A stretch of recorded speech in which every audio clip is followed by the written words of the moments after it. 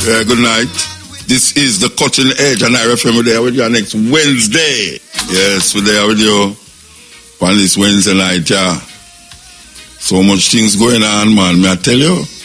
See, Hurricane Michael is the latest round of hurricane that is devastating Florida and other little areas near to Florida there in America.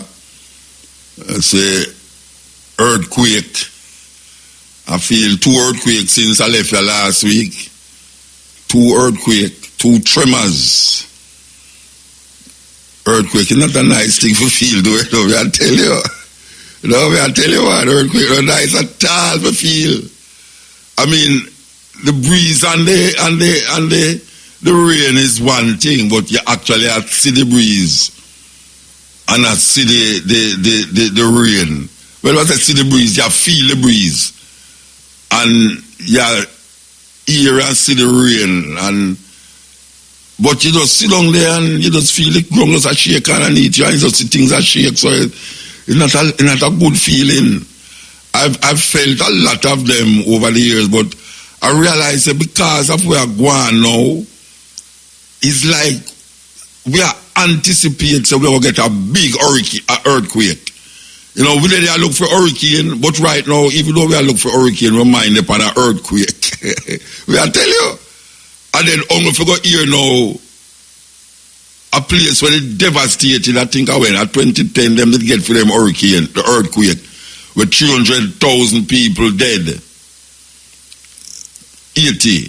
And then we go here, so now another earthquake, lick them again. I think them about 15 people dead now, but no place match up. When we look on the stream, them will come on TV and on the internet, and no place match up again in a 80. So there is I don't know if it's me alone, but there's a feeling in a jump. And last year plus the Category 5 hurricane will lick. You know them say lightning not strike twice in the same place. Well, hurricane strike twice in that same Dominica, Puerto Rico, all of them places get some Category 5 hurricane now. Them are trying to figure out if them for now have Category 6 now. But all of them little things they now make you start to, as me I say, I don't know if I'm me one, but it's like you anticipate. But we should not do. We should not anticipate hurricane or earthquake. You know, and people still round the corner talk about Jamaica is a God-blessed country, you know, so much things pass away. Well, you know, me want to tell you, say, at 700 people get murdered since the year start. 700 people get murdered since the year, at 700? Something like that. At 700, yeah, at 700, them say, I think. And I not sure that is a blessed place, because at least those acts is nature.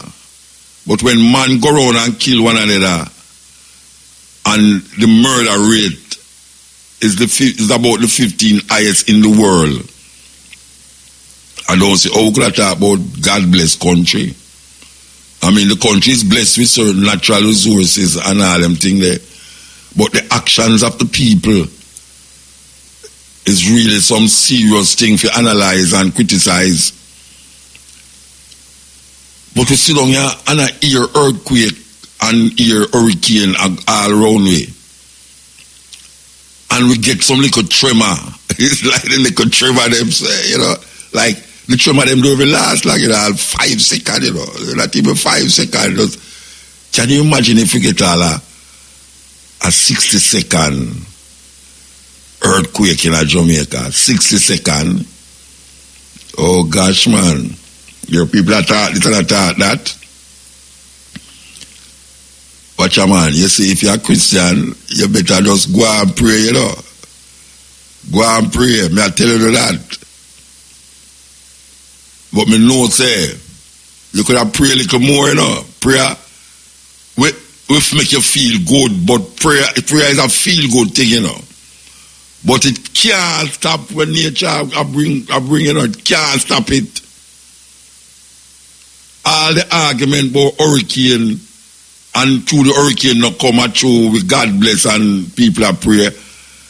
A joke I make if you don't think say prayer can't stop hurricane and prayer can't stop earthquake. When earthquake come, it going to come. And me I tell you say, most people who me know now anticipate say earthquake are going to lick Jamaica. I mean I talk about lick Jamaica like little 3 second, 5 second earthquake. We are talking about earthquake will shake the place. You know, and people are look for hurricane and an earthquake where I feel you know. You know, and we see the flooding again. Or maybe Jamaica will get the 2 things them saved. Well, it's a terrible thing for think them thing there, you know. I mean, a terrible thing for think them thing there. But you can't help it the way the things are going, you know, in the earth, you know. Because we see Indonesia now, earthquake and tsunami. You can just imagine you get earthquake and a tsunami. And the second time Indonesia feel it, you know. The first time I hear about tsunami is when Indonesia, how much years ago, them talk about the tsunami will kill 100,000 people. They make all a movie out tight, you know. And me I say, tsunami, what name so? Big man Mutabaruka never know when name tsunami until me hear about Indonesia. Tsunami. People stand up on the beach. You think if me stand up on a beach and see the water recede, means say more land. Me go out, which part of the water you see that look for see is where the water go. Me do that. That is not supposed to happen. And that is where I'm talking for people. Them see the sea are recede. And before them come out of the water and live, them a follow the water mark and a follow go to more, and then all of a sudden the water just come forward. Thousands of people dead. Tsunami is not a nice thing, especially when you live on the coastline. That's why when them say tsunami, whether you feel say to come or not, move from there. It's like the hurricane in America, you know, where they might tell the people them say what them call mandatory evacuation, you know. That means say you have to evacuate, you have to leave your house and this and that in there. Carry where you can carry and move. And some people have said them now move because hurricane now come. Like Jamaica. Anytime the people them tell you they say hurricane will come, everybody has said, sure. Every time them tell about hurricane will come. Hurricane now come, I mean now move. The people them in America feel it.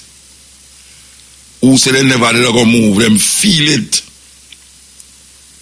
Me no joke, them could have worked with the Chinese them little more. For Chinese shop pack out and full out a grocery, and then the meteorological service just give you a warning. All of a sudden all the Chinese shop them sell out. And no hurricane no come. I don't care. I am anticipating the hurricane going to come. Whether them did know it will come or not, I anticipating say it's going to come. And Jamaican people have to get with it. We have to get with it and know say. You see the people them telling us say the hurricane is in Jamaica is in the part of the hurricane. Just think say Jamaica is in the part of the hurricane. Don't sit down there and say, the hurricane now come. Alright, it is good to say that. And if the hurricane don't come, you can't even thank yourself. And say, see there, my faith make the hurricane don't come. It's all good to say that. But here now, you see, true me no say, man no control when nature rig up. Man no control earthquake. Man no control hurricane and breeze and all things that we call natural disaster. Man can predict and man use them science and show you say, well, it is at latitude this and longitude that and everything there, and it is getting closer to this and that. Most of the time them right. Most of the time them right. You see the people them who are pray and I pray this and I pray that and I pray that, it make them feel good. Especially when them pray and it don't come. But here I know, millions of people have been praying for certain things to happen to them. And it still happen. You understand? So I don't care what nobody wants to say. Prayer can't stop hurricane. Prayer can't stop earthquake. Prayer can't stop cyclone. I tell you that. So now if you get with it and understand, say, when earthquake come, when hurricane come, heed the call, heed the warnings. It's better to be prepared and it don't come than don't prepare and it come. And for those of you who read Bible, you hear about the 5 who was wise. And for those of you who read Bible, you hear about the 5 who was wise and the 5 who was the 5 virgin. A virgin them too, 5 was wise and 5 was foolish. And you also hear about the man who built the house on the sand and one who built the house on the rock. Take heed. If the people them tell you, say, hurricane the near, and you feel little water drip in the sky, and then all of a sudden you see only a rain fall, and then you get to the hurricane that desert, and you say, "Chop, every day them talk about hurricane not come. Hurricane not come here, man." You have people where hurricane not coming, and their house still wash away, and people still dead, and them all little touch up thing on the side of the gully just broke away, and the gully broke away. Remember when hurricane come, not even a hurricane. Rainfall and Grand Spain Road they saw. The whole of the building just tilt right over upon the gully edge. The whole of the building tilt. It's like Guinea House over Port Royal. Now people, me tell you this, Me tell you this. Don't follow madness and foolishness, Don't follow madness and foolishness. You say if you live on Gully Bank, and you live in a which part, river, water run, but you live there how much years now, and you not see no water running there, so you said, what am I talking about? This is no river, river what? Years, 20 years me live here, so, and me never see water run through here, so you go build all concrete structure in the water. Well, when poor people don't know if you do it, them do anything, and not think, Build all house in the river, when dry up river, where them never say water come yet. And upon some edge or some gully, concrete structure upon, and them never build the concrete structure based up off how concrete supposed to be. Some of them don't even put no steel in the concrete, in the block, them when them put them up, Them just put up this up because them don't want to put zinc. Them prefer put black. And them still understand how the black thing go. Well, me I tell you, you say we are going in the other part of the world. Don't feel like say, I choose the other country, them wicked. That's why them think that, because you have Christian who believe that. You have Christian people who have the mind there. So the reason why earthquake, like Haiti, because them not deal with God, them are deal with voodoo. And you say hurricane gone and leak how much time? How is it that when earthquake and hurricane leak? Hurricane leak Cuba, you know, hear this whole heap of devastation. Because them people, they put certain things in place. And this is a country where people always are going this and are going that. Well, Cuba, anytime hurricane reach at Haiti, it always reach at Cuba. And when you hear them say them evacuate, you never hear no big catastrophe and disaster happening in Cuba when hurricane reaches so. But then it reach over to Puerto Rico and it reach all to Florida and all them places, to go up to Georgia, Atlanta and them places. You hear a whole heap of devastation and people are dead and all them something there. May I tell the people them, don't take this thing lightly, All what your pastor not tell you, him no know, him no God, him no nature, him no control nature. All them argument that the whole Joshua commands son to still stand still is foolishness. No man can stand up your tell about son stand still. It's joke business. No go so. So when you hear man, I tell you where hurricane there. And when you hear the man, the people, they say hurricane there, so. And it a come there, so. It's better you prepare and it don't come. That you can't say rotted. You know, so the tin mackerel them and buy up that day, I can't use them another time. Than to make it come and you never have no tin mackerel. That when Uncle lick you, when chop lock down and light gone and water you can't get no. You need to prepare some jug of water in your yard, even though it might not enough, but at least. You know, the last time I say, them lack of water for about a week or two, you know. And my mother used in our home, a pure old people of the home and no water there, you know. Me have to get water in every jug when I can't find to go up there. Because people that say, chop, this come, I foolishness, where am I going? Every time them tell you this and that. And it come, and you see certain people, especially poor people, especially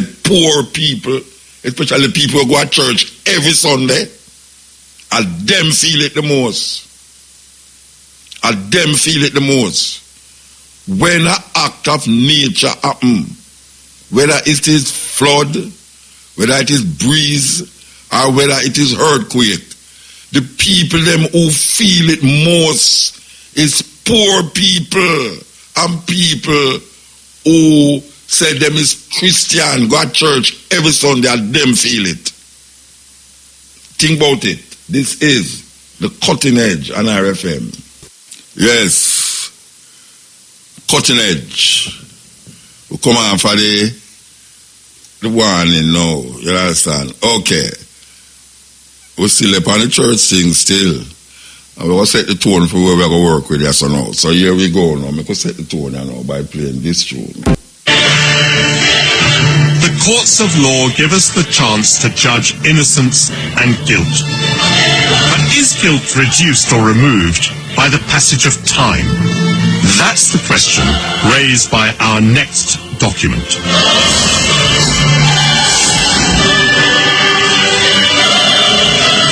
For more than 300 years, European merchants forced Africans onto slave ships and transported them across the Atlantic Ocean.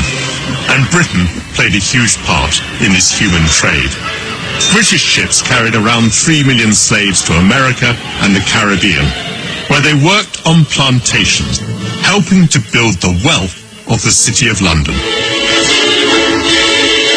The trade made many organizations rich, and I've discovered in the archives that includes a very surprising name. God Almighty has set before me the abolition of the slave trade. So wrote the great reformer William Wilberforce. And yet, during the 18th century, there were slaves in the Caribbean who bore branded on their chests the word society. This 1817 register of slaves in Barbados reveals that society means the honourable and reverent society for the propagation of the gospel in foreign parts, the missionary arm of the Church of England. And here is that society listed as owning some 400 slaves.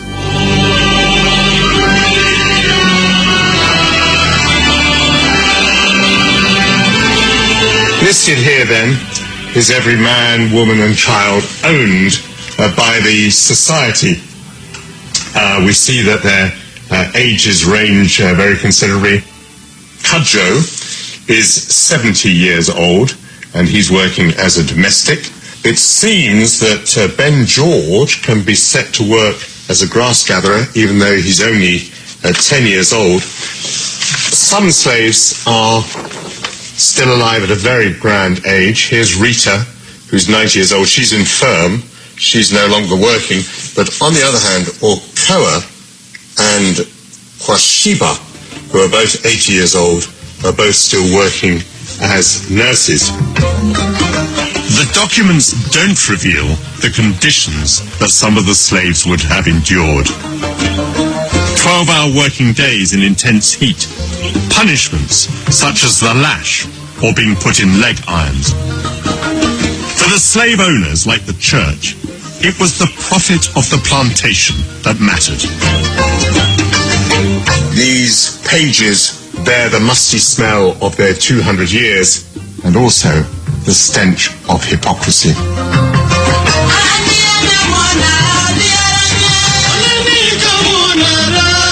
Today we can still see the wealth in our capital constructed on the foundations of slavery.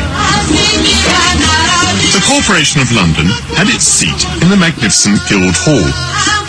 Sir William Beckford made a fortune from slave plantations in Jamaica and was twice Lord Mayor.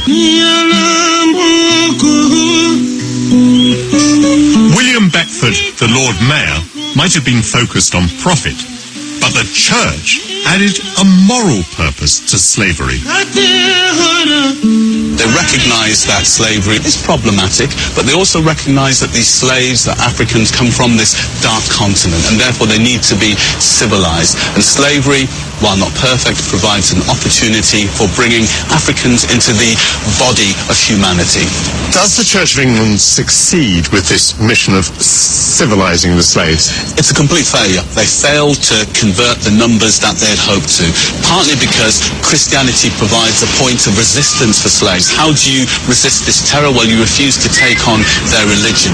They brand slaves with hot irons as a sign of ownership, and they flog them to death, and they also sell them off when they can't work anymore. So they don't treat them any better than slaves on any other plantation? That's what the historical documents suggest, that the Church of England plantation is no different to any other plantation. Glory, glory, hallelujah, when I lay my glory down.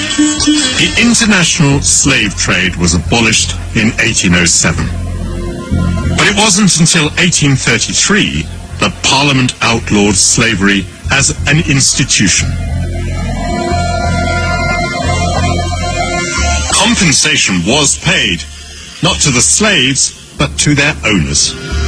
Documents show that for freeing its slaves, the church received nearly £9,000, a fortune at that time.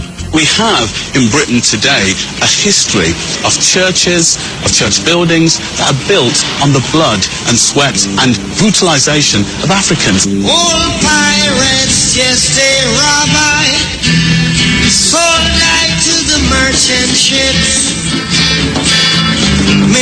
In 2006, the then Archbishop of Canterbury apologized for the Church of England's role. But neither it nor the state has met calls to pay reparations. Its historic actions clearly weigh on the conscience of the Church of England.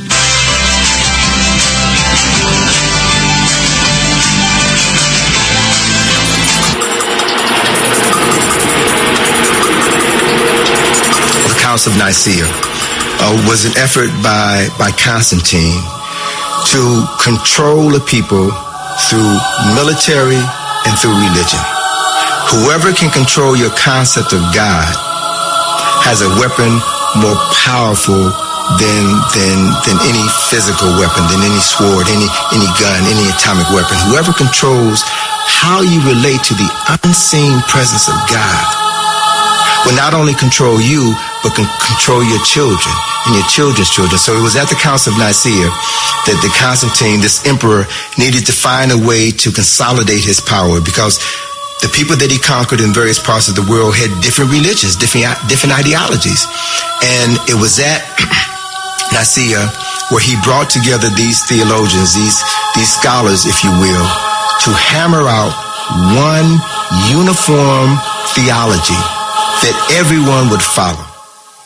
And if Constantine could convince people to take Jesus as God on earth and change that he was a human being, then they could take over the control of the Catholic Church and make one.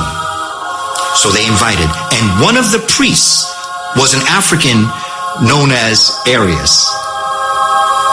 Bishop Arius. There's a book called Blacks Who Died for Jesus by Mark Hyman. Gives the story of Arius. Arius now gets word that Constantine knows Arius is coming to dispute this. Because he's saying, how are you going to tell people this? Nobody's going to believe that story. That Immaculate Conception? Come on, you know that's written on the walls of Egypt. That's a mythology, that's an analogy. You're not supposed to believe that story. That's a nice story to live by, that each and every one of us has Jesus within us and every birth is an Immaculate Conception. But there was no one boy born as the Son of God, the freak. Come on, you can't constantly say, look, come on over here, Nicaea, I'm going to talk to you. He found out that he was going to be assassinated. So he fled into Europe with his followers. Arius and his followers became known as the Arians. Wouldn't Hitler have a heart attack if he knew who the real Aryans were? They were a bunch of black folk. Everybody who was worshiping ISIS and dealing with mostly a Kemetic religious philosophy, they said, we can't do this. This is ridiculous. This reminds me, there's no man called Jesus Christ. We ain't never heard of him. Well, Jesus Christ will take Jesus, which was the sun god in the West, and we'll take Christos, which was the sun god in the East, and we'll put them together. We'll have a name. And so what did he do? A man named Apollonius of Tyana, at that time, who had studied philosophy in Kemet, was teaching. He was a healer, working miracles. He was a hero at that time. So he became the template for Jesus Christ. The first. Okay, this is the Cutting Edge on RFM. So we play those two clips. One clip about the church involvement in slavery.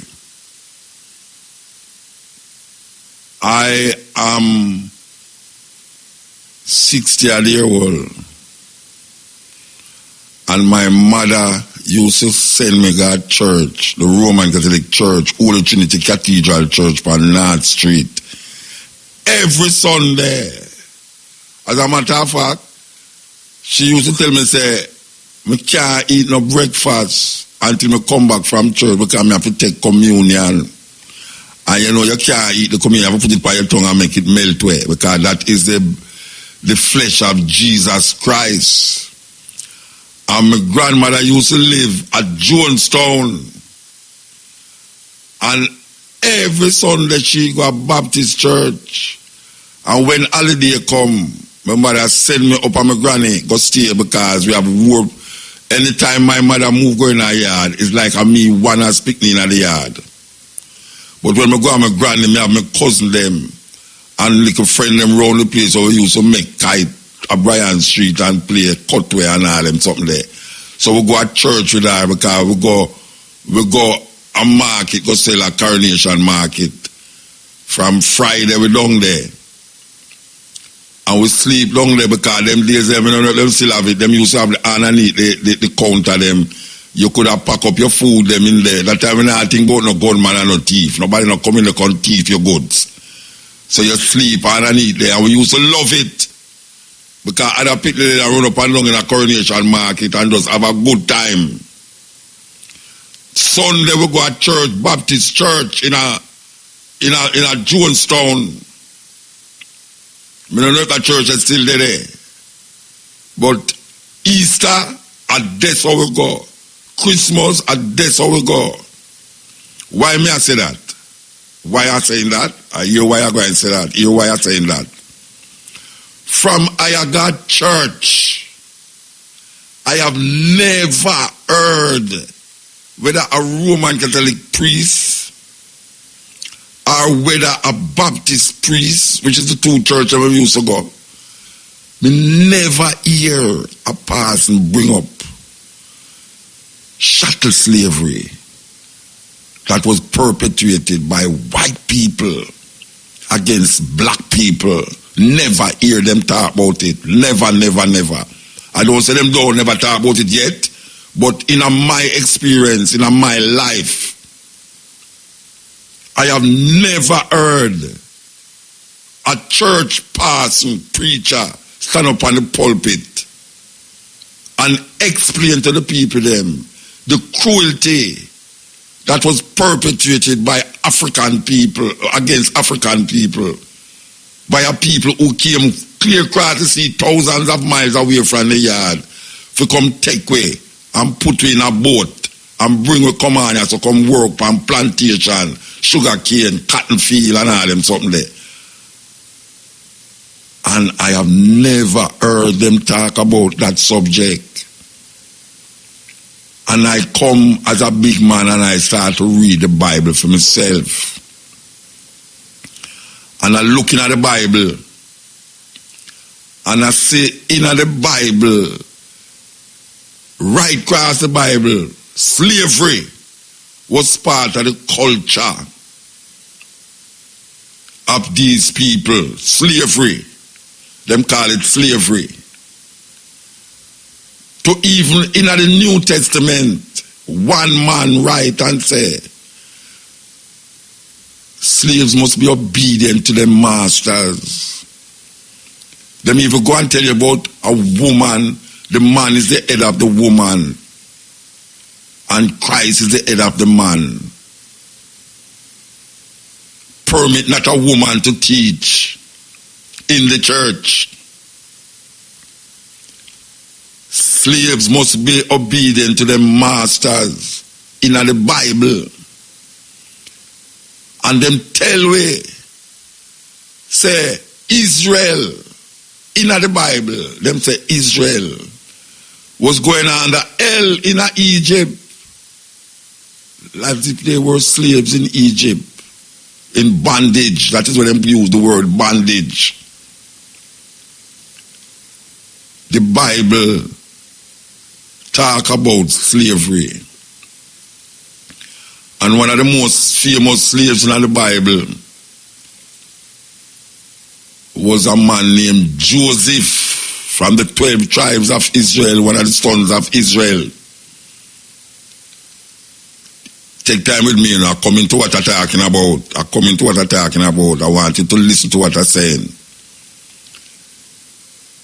Joseph, brothers them, never find favor with him for certain little levels. And the story, everybody know the story about Joseph coat of many colors. That's something imprinted in our mind indelibly in our consciousness. And Joseph, who we are told that the Israelites was in bondage in Egypt. The Bible tell we say Joseph become a governor in Egypt, rise above everything, and then the brother them was shocked and surprised. The Bible say slaves must be obedient to their masters.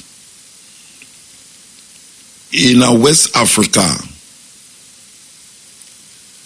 them have a group of people who come into Africa and invade Africa. Them call themselves Arabs. And them come with a religion named Islam. And them spread right across North Africa, even into certain parts, West African states. And they enslaved the Africans them. Enslaved the African them. For hundreds of years, African people was enslaved by these invaders, the Arabs. And in enslaving them, they taught them their religion, their Islamic religion. And the Africans them, like sponge, absorb this religious practice and belief. And it spread right across, especially North Africa. Go right into places like Mali, Benin, Senegal, Ivory Coast, Gambia. All of these places get absorbed by this religion. That the Africans them start to give up them African identity and choose them Islamic identity. So even those with African names try to change it to Arab names. So the Africans them now become not Africans anymore, but slaves to a religion that enslaved them to a group of people known as Arabs. Hundreds of years it's a go on. So the Africans cease to be Africans. There are now Muslims spreading the religion of the Arabs right across Africa, North Africa especially, even into West Africa, where the indigenous African culture was part of the spirituality of these people, the Yoruba, the Akan, the Ashanti kingdoms and all these things was devastated.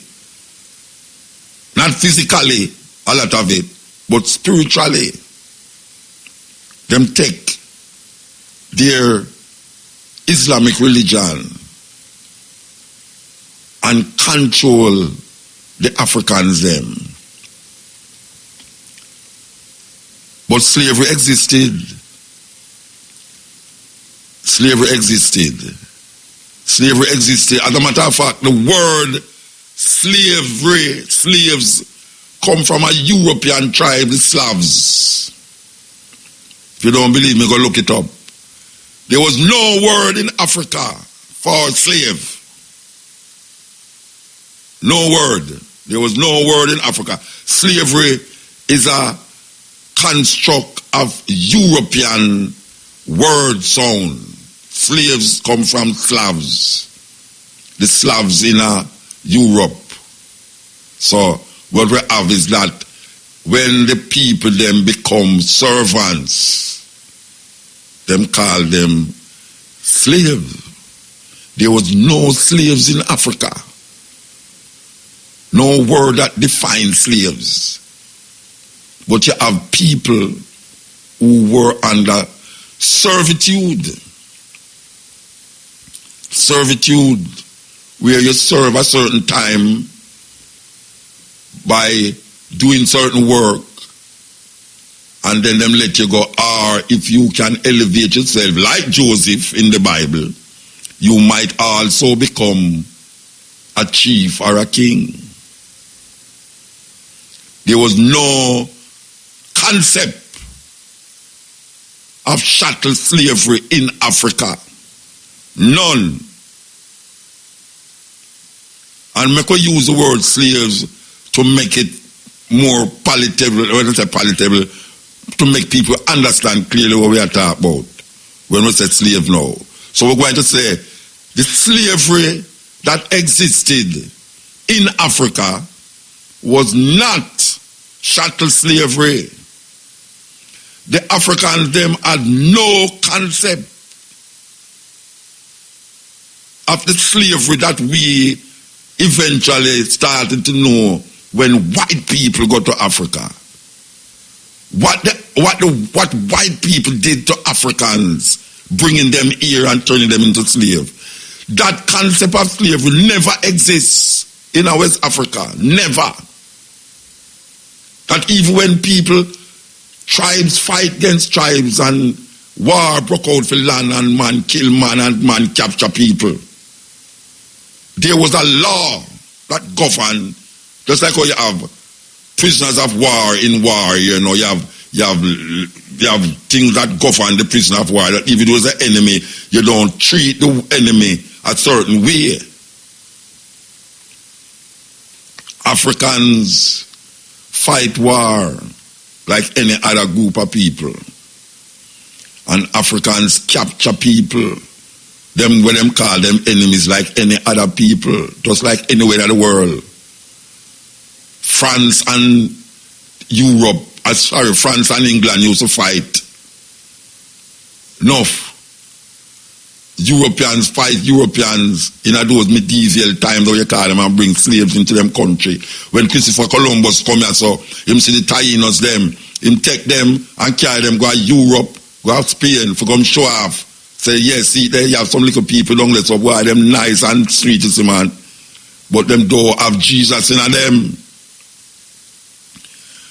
Africa never have chattel slavery existing. Chattel slavery is a white man construct. Chattel slavery is aliens who invade Africa construct that. And through the Islamic religion, we start to become like the Arabs, with all the sometimes good things and a whole heap of the bad things. We inculcating ourselves and we become what we call now Islamic. So here come the infidels, the Africans who lost themselves in the Islamic concept, start to see them brothers and sisters as infidels who never accept the the Islamic thinking. So they become now infidels. And all infidels must die if you are not part of Allah and that concept. You are not my brother. You're an infidel. So here is it now that Africans who used to celebrate them tribal understanding and tribal concepts come out of that consciousness and start to celebrate that alien thing and start to look down upon them tribal brethren now as infidels. So you know, say, in the name of that religion, more tribes start to fight more tribes, but it becomes vicious. It becomes vicious. So here come a next group of people, the Portuguese.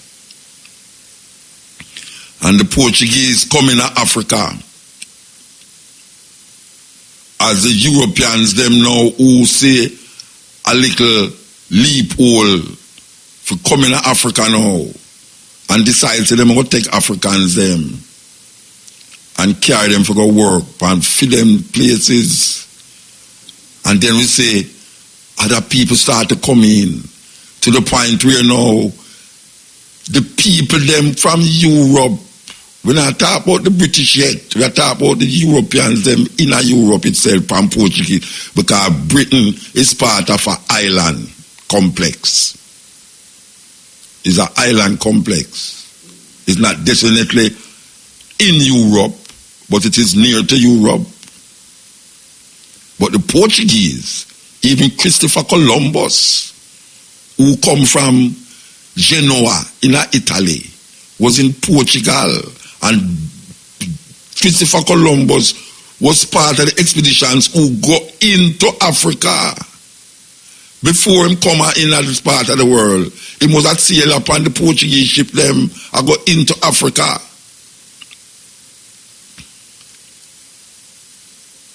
A white people's history, you know. And we talk about these things many times, but it come to light now based up of what we see a go on here so now. So here we are say now. So the British decide, say, why,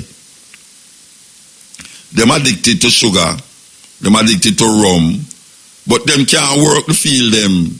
And the little white slave them what them used to bring for come do certain things, can't work it, the sun too hot and all them something there. So them have to find another way to sustain this business.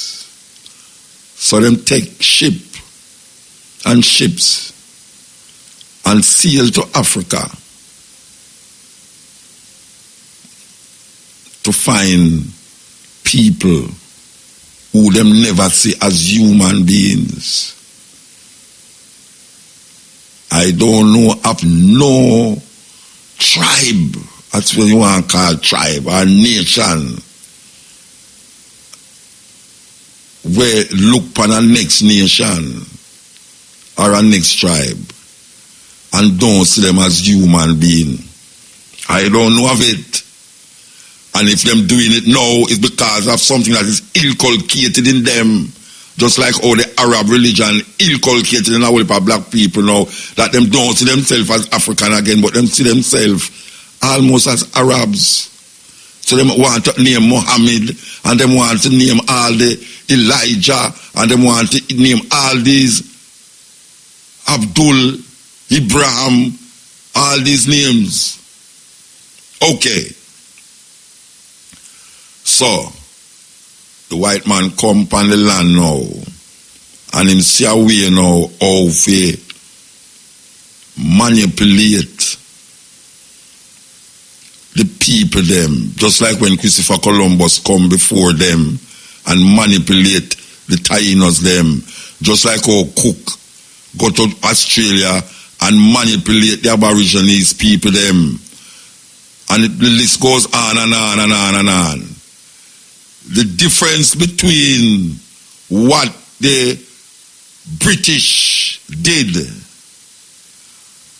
and what other people did in slavery was that the British took the people from them place of birth and take them out of that situation and carry them going to a place where they never know. Because when them go to Australia, them never take the Aborigines people them and carry them to another land. The Aboriginals people them was colonized and enslaved in them own land.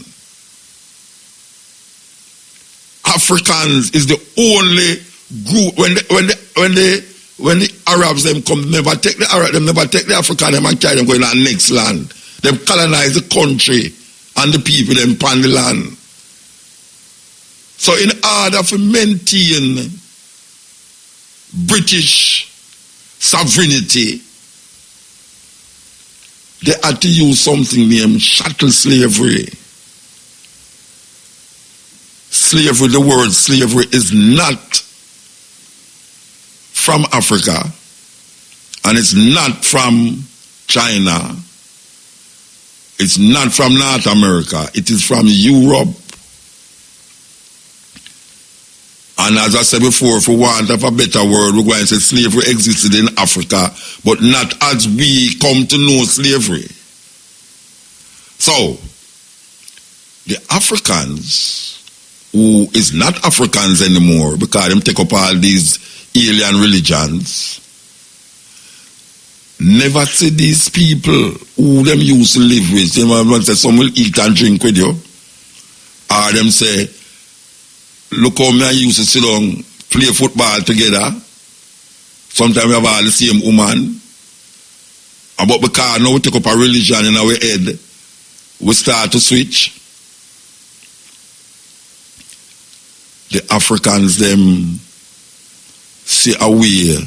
Them say if there's no buyer, there's no seller. So the Africans, who is not Africans anymore, but is under the spell of what we call no religion, not seeing them tribal brethren anymore as brethren, participated in the movement of people, not knowing what would befall them outside of Africa, because them do have a concept of chattel slavery. They do have a concept of chattel slavery. Them don't know, say you have man, we are going to tie human being between horses and whip the ass them till them armpit pop out. Them do have a concept of man. I could take iron and put it in a fire and burn you on your back and your front and everything. Them do have a concept of man where I go cut off man penis and put it in a buckle and put it in a them house as souvenir. The African them do have that concept in a them head. There was no concept of chattel slavery in Africa. Yet still, we know that slavery existed in Africa, just like slavery existed in Europe. Why we have said that and we have said this? We have said this now because the white man go to Africa. And one of the ways that he could subdue the Africans them to participate in his criminal activities was Even though they want to tell you, say, some trinkets. And we know trinkets is trinkets. But you see that thing when them call gun? Up to this day, we have a love affair with gun. Just like how white people have a love affair with gun in America. You see the youth them rise up and have a love affair with gun. You see the gun will make people do things. Yes. And we not apologize. We're not apologizing for what we are saying. Because we know, these people get the African them to participate in them evil. Just like them get the politician them today to oppress the people them and don't feel like says oppress them or oppress them. And when we, the runaway slaves, say, watch out, only oppress the people them, you know. Them say, what them a talk about? Which oppression? I know oppress the people them because them get inculcated in our mindset, in our system, in our British system that cause them to react to certain things and make them feel like say them not responsible for it. But them can push no one say, see there, we not talk about African redemption, we not talk about reparation, but African did not sell African. What is the condition that we talk about when we say Africans that sell Africans? What we're talking about? Make us sit down and discuss it. Make us sit down and talk about it. Why is it that the PNP and the GLP is free to do what they want to do in terms of uplifting the people them? Yet still them have the Queen as them head of state.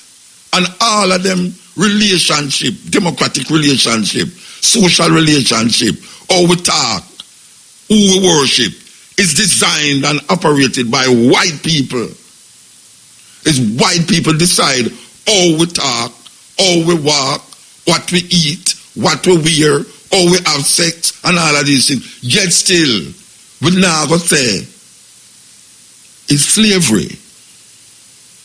We now call that slavery. If you take these people who govern we now and put them in at the time when they talk about African, sell African, them wouldn't feel, say, it's something terrible them did that do. Them now go feel because them don't have that concept of terrible things in them head to the point where now them are going to take people. And me not going to think nothing wicked against unnecessary wickedness against certain people in Jamaica.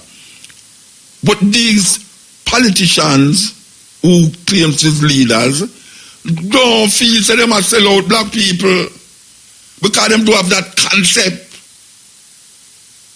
Them hear about selling out, but them don't feel say sell out. And we are supposed to not sell out black people, and they must say, no, so we have to do good thing, so we have to fix road, so we have to do this, so we have to do that. And we give you Jesus for all our pan. We say, Jesus, when come see, what we can do, Jesus will help you do. The African, them in Africa, keep doing what we say happen. White people come there, them get Africans. White people come there, them get Africans. And carry them come across us and do something to the African people where African people never have that concept in their mind. There was no concept of chattel slavery in the African mind. And guess what? You see, when a whole heap of them realize we are going after generations and generations, you see, after them realize we are going, you think a whole heap of them not climb on them ship and come over here for free Africans. Them not record you, them not tell you that. Them not record that. So you have Africans who come here not as slaves, but to free the slaves. A whole heap will come here not as African slaves, become slaves, but to free the slaves them. Just like Harriet Tubman in America would say, start the underground rail to move Africans from the south and go to the north because them think them was more free up in the north. And she said, look here, I have freed many slaves, but I could have freed more if only they knew they were slaves. You know much black people righteous and how things that slavery done because no chattel slavery now go on. Because to them, chattel slavery, when people talk about slavery, they talk about slavery as it is practiced by chattel. Africans never have that concept. Them feel say it's something them a do. Because them in a next mindset, them give up them way of Africanness, African perspective, and start to delve now into Arab perspective, Jesus perspective, and now them come now. In at this time, you know, the church is the main instigator of slavery against black people. The church.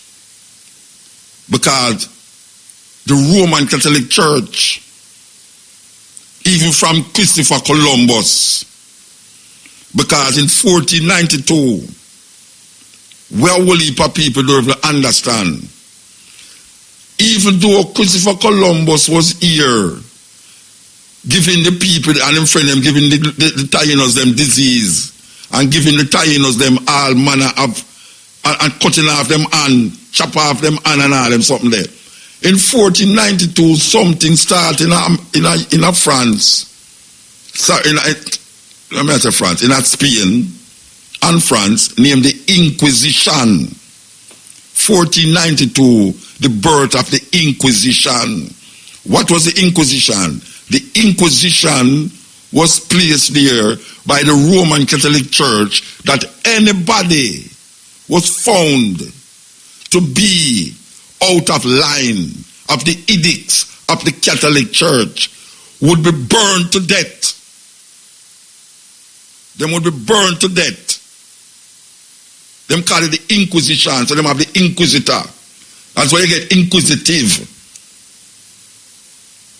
Go look it up. Inquisitive, Inquisitor, Inquisition. 1492, that start. And it spread all over Europe. At that time, Europe wasn't Europe, it was called Christendom. So anybody who was against the Pope would be in a serious problem. That is why you have man like Henry VIII. After him realize he can't divorce this, that, and kill one and wife them and all them something there. Him break away from the Roman Catholic Church and gone in England and form the Anglican Church. It's the same church. The Protestant church is the same church. It's the whole of the church them is Roman Catholic. All of them spring out of Roman Catholic. The church perpetuates slavery over the years, and some churchman, white man, where we learn in a school, Wilberforce and all these people, we see them as hero because that is where we were taught. We never think say African people did a fight slavery. We never did. We don't know say you have African people who come across the path here, so not as slave, but to free slave. We don't know all of them things in our history. All we know that some guys sit down in England and start to feel sorry and say, boy, what a wicked slavery that could after them make in our days and should have billions of dollars off of the blood, sweat and tears of African people in this part of the world. Yeah. And the church still on there, and you just hear play the thing. The church participated in slavery. A whole heap of the president, Benjamin Franklin, Benjamin Franklin, Abraham Lincoln, Adams, all of these American presidents had slaves. Them have Africans as slaves in a them house. Some of them breed up, some of them too. So, some little giddy head African in at this time, come and say, well, you want to say, we want to apologize for what took place in those days. That they say, from we go to Africa, some chief come together. Them never say it in the name of Jesus, Them say it in a them tribal way. Them say, yes, we understand where it go on. You understand? And based upon the times we're living in, all right. So them apologize, and we say, all right, now, so we can move on now to the next thing. The next thing now is to find out now the wicked apartheid. How we're going to get these people who make this thing happen. Give us some reparation and admit them wrong. Because the first person I hear admit to the wrong of slavery is a black person. And all the things I just outlined a while ago, them know say, where people are telling you about black people sell out black people and them thing there. You want to believe that? All right, you believe that. So when we say, these black people that we are governed with, I sell we out.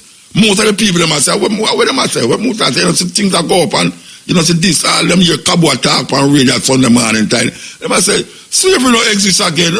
Tell backward talk and fool talk, them and all them something there. Oh, slavery no exist again. But the people them a bawl and a cry out. And these people supposed to have more knowledge and understanding of history. Because when you have a precedent set, you can use the precedents to move forward. And people without a knowledge of them history like a tree without root. There was no precedence set. Because what if them black people, they never see no white people yet, and they force them to say white people. We have white people run up and down all over way. All over way. Anywhere you go in Jamaica, you see white people. You go in Barbados, Trinidad, everywhere, white people are there. So we don't feel like say we living at the same time where them are going in slavery. Because slavery come in a different form. Just like how the Africans them didn't know about slavery, but it wasn't the form where white people take it to the next level. White people take slavery to a next level. But we never did understand about that long that's all. We don't have no concept of that. Just like how we have white people run up and down round here, so now we don't have no concepts. I wonder where them up to. I just some little conspiracy theories could have run on the place and say, we can't trust them people, they don't sit, them a learn with music, them a learn with dance. I see them a take it when I carry go there. First time all the parties used to go to Japan, now them can't go to Japan again because you have a bounty killer Japan with a Japanese, you have Japanese sound system where bigger than, make Matan look like joke. You know them, it's like, we can't see. Look how the Chinese them are coming now. When the Chinese them are developed Jamaica, we are talking about the Chinese them want to colonize with her. It's the same way the Africans them do that thing. Because them couldn't see it. Them have the concept there. Yet they have certain ones in amongst them where they realize about it. And that are going over there so because news started to spread. Even though the distance far, news started to spread. So look where going over there. So some of the Africans them free themselves and say, watch out, we are go over there to go free the African them. We are coming to Jamaica, come free them. Bookman did come from Africa. Bookman was an African. We go to Haiti, go start a revolution where uprising where is unprecedented in the black world. Nani come from Africa. Where do you think Nani come here for? Nani come here for free somehow, no? Somehow no slave, we are going like someone no slave. Straight from Africa them come. And like we were great-great-grandmother, great-great-grandfather, they come from Africa. And people want to say, you're not born in Africa, so you're not African. It's so African thing now. Then if you think that, Why you feel say the African them down there so? Did I think you are think now that you can't see where them never say. But you can't see where you in and out. You can't see the dilemma where you find yourself in with the Chinese them, with Britain and all of these countries we surround with the French them who are asked the Asian them for pay reparation how much years now, with the Dominican Republic, white people them who don't like the Asian people them, who the French now apologize for them atrocities, the British schools and all these people apologize for them atrocities. Look here, man. Church is one of the biggest slavery institution in the Western world against black people, because the church even control the politician them. The Christian church. Because right now, people hear me talk, is that they want to turn off them radio, or them say that damn mad boy you hear me talk about, and we believe in Jesus Christ. That is where in slavery. But you see, you can't tell black people that who embellish in this thing, you can't tell them that. Because that is where inculcating at them. If you tell them about voodoo and obia, if you tell them about Yoruba tradition, Akan, Asante and them thing there, if you tell them about Brother Nancy and all them, them now go accept it because white people put that in them brains for how much years now, and it become them reality. So them want to perpetuate the argument that Africans sell out African. So when we are fight for, when Mutabaruka the pan radio attack, when you talk about white people all the while, you know, say black people sell out black people too. Black people sell out black people too. You see that in your history book, and you accept that as part of your reality. But you don't say you are enslaved by a Jesus concept. Well, it's not your reality, but it become your reality because white people will make you believe that. You know how much time them have conference to tell you, say, Jesus Christ is God. You know how much time them have conference. White people, no, black people never have them conference. You know how much time them have conference to make you believe that Jesus Christ is God. That are some people still not believe it, who is part of the church where them break away. And I said, no, it's two different things. And I said, no, it's one. It's two in Jesus and the Father is one. They might try to make a dual personality become one personality.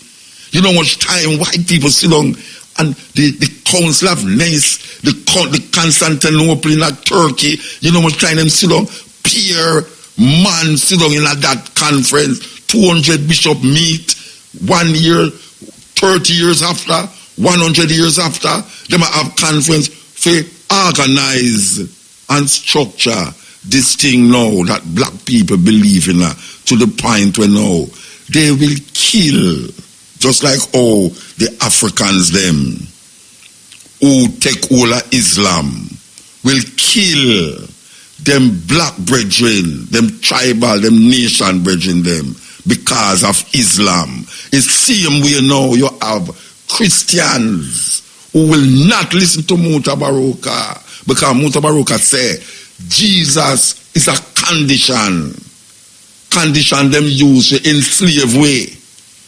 And the black people them can't understand, so them lock off them radio, turn off them TV. Anytime they hear Mutabaruka, it's like a scan. One man called me and said, "It's the epitome of the Antichrist." The epitome of the Antichrist, that's what I say. Him is one of them man there. We become such a man in Africa that if white people, if some purple people come now, and him not supposed to reach because them have presidents. The difference between now and that, then and now, is that these Africans never have no president. Said for no, so you have some people that come from foreign, so wicked and cruel, for to put your brother and sister in a chattel, even though you never see them as your brother again, because you have a different religion and a different understanding of self now. These people have president, but because them now look on them roots and them understanding of self, and them stuck into this Jesus thing and this church thing and so on. That if a purpose that people come out them say, the brother there when they muta, him first if you take and carry go on Mars. I don't know what I'm going to do in Mars. Maybe I'm going to take my flesh and eat it little piece by piece and piece by piece. You don't know that. But guess what? Maybe when you find out, say, after 200-300 years, you find out, say, but a millions away left here, so and gone up there, so you know. It's when them go out without that, you hear somebody come back and tell you, say, some like somebody slave them used to work on the ship to clean out the ship and clean the blood and the piss and all them things off of the ship. Them come back and tell the African, them say, you know, something are going up in a Mars, so. The purple people, them will take your people, them for about 100 years now and do all that, you know. You see them one, I go revolt. Like how we are revolt, so now. You see them when I go revolt, but guess what? You not learn from history. You're not learning from history. So you have some church people come with some African who get embedded in a freedom thinking. Because if me and my woman have argument, nobody now gonna know that in the house, you know. And me and her trash out that in the house. And me and her will trash out that in the house. If me and my woman have argument, me and her trash out that in the house. Me now go in front of uneducated, unconscious people and tell them, say, why you see my wife, this is my wife, that she will come in and say, you see my husband, this is my husband, that. No, that has some little, you never know, uneducated, you know, people will love tell you about, you know, you have some, if you notice the people, them will bring them, what them call it, wash them things in a public. It's mostly some uneducated people who don't realize, them a break up a situation and make the situation worse when them do these things more than sit down. That's why people are chop up people. People are chop up people. You think say the man, most of the man them who used to kill woman and most of the woman them who kill man. You really think say if you tell them 10 years ago, say them going to do that, them will tell you, no, do what? After me no madman.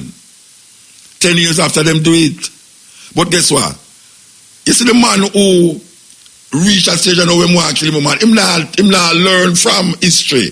In other words, him not learn from a situation when we read about the paper was a a man and a woman are war because of some money business or some people business and him chop up the woman, him not say, right, him not fall for that, you know.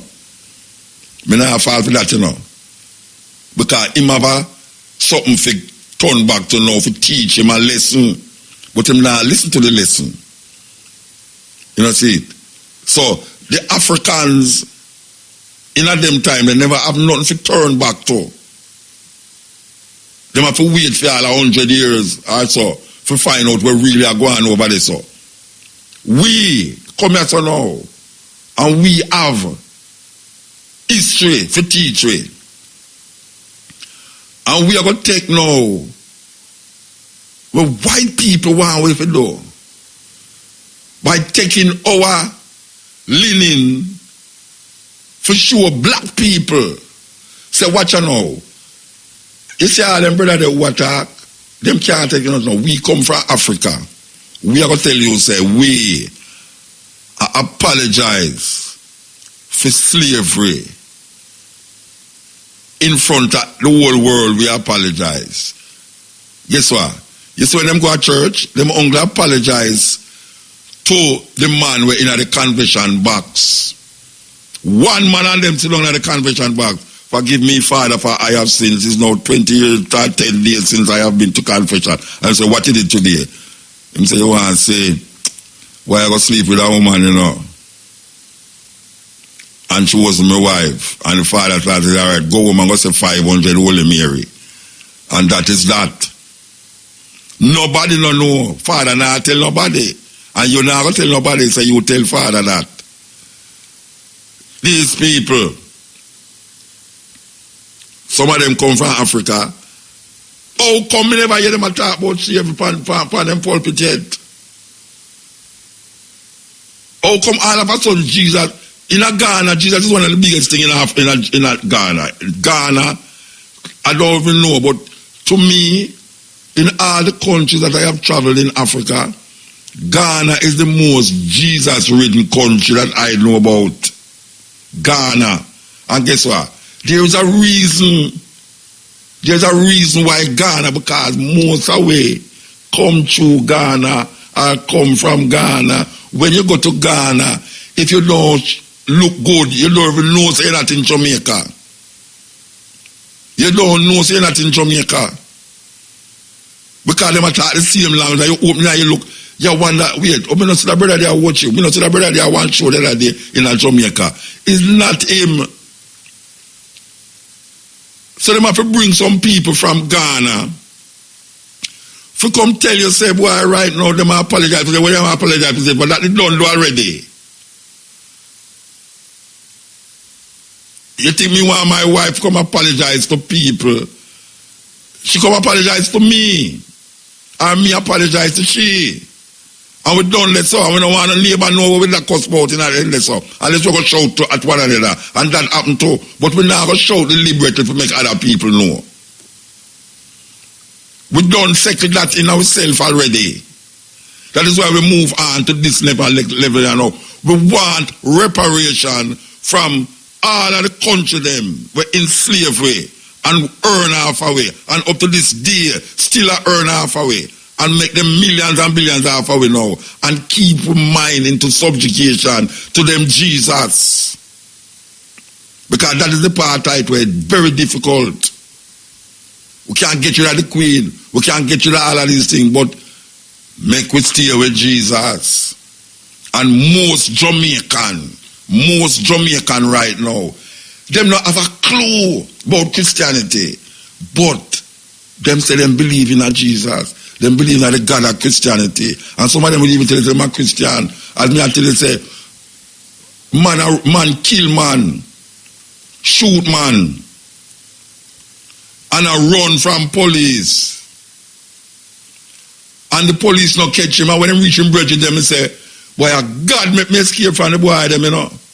You see, after my boy, I turn the boy in a ghost round the so.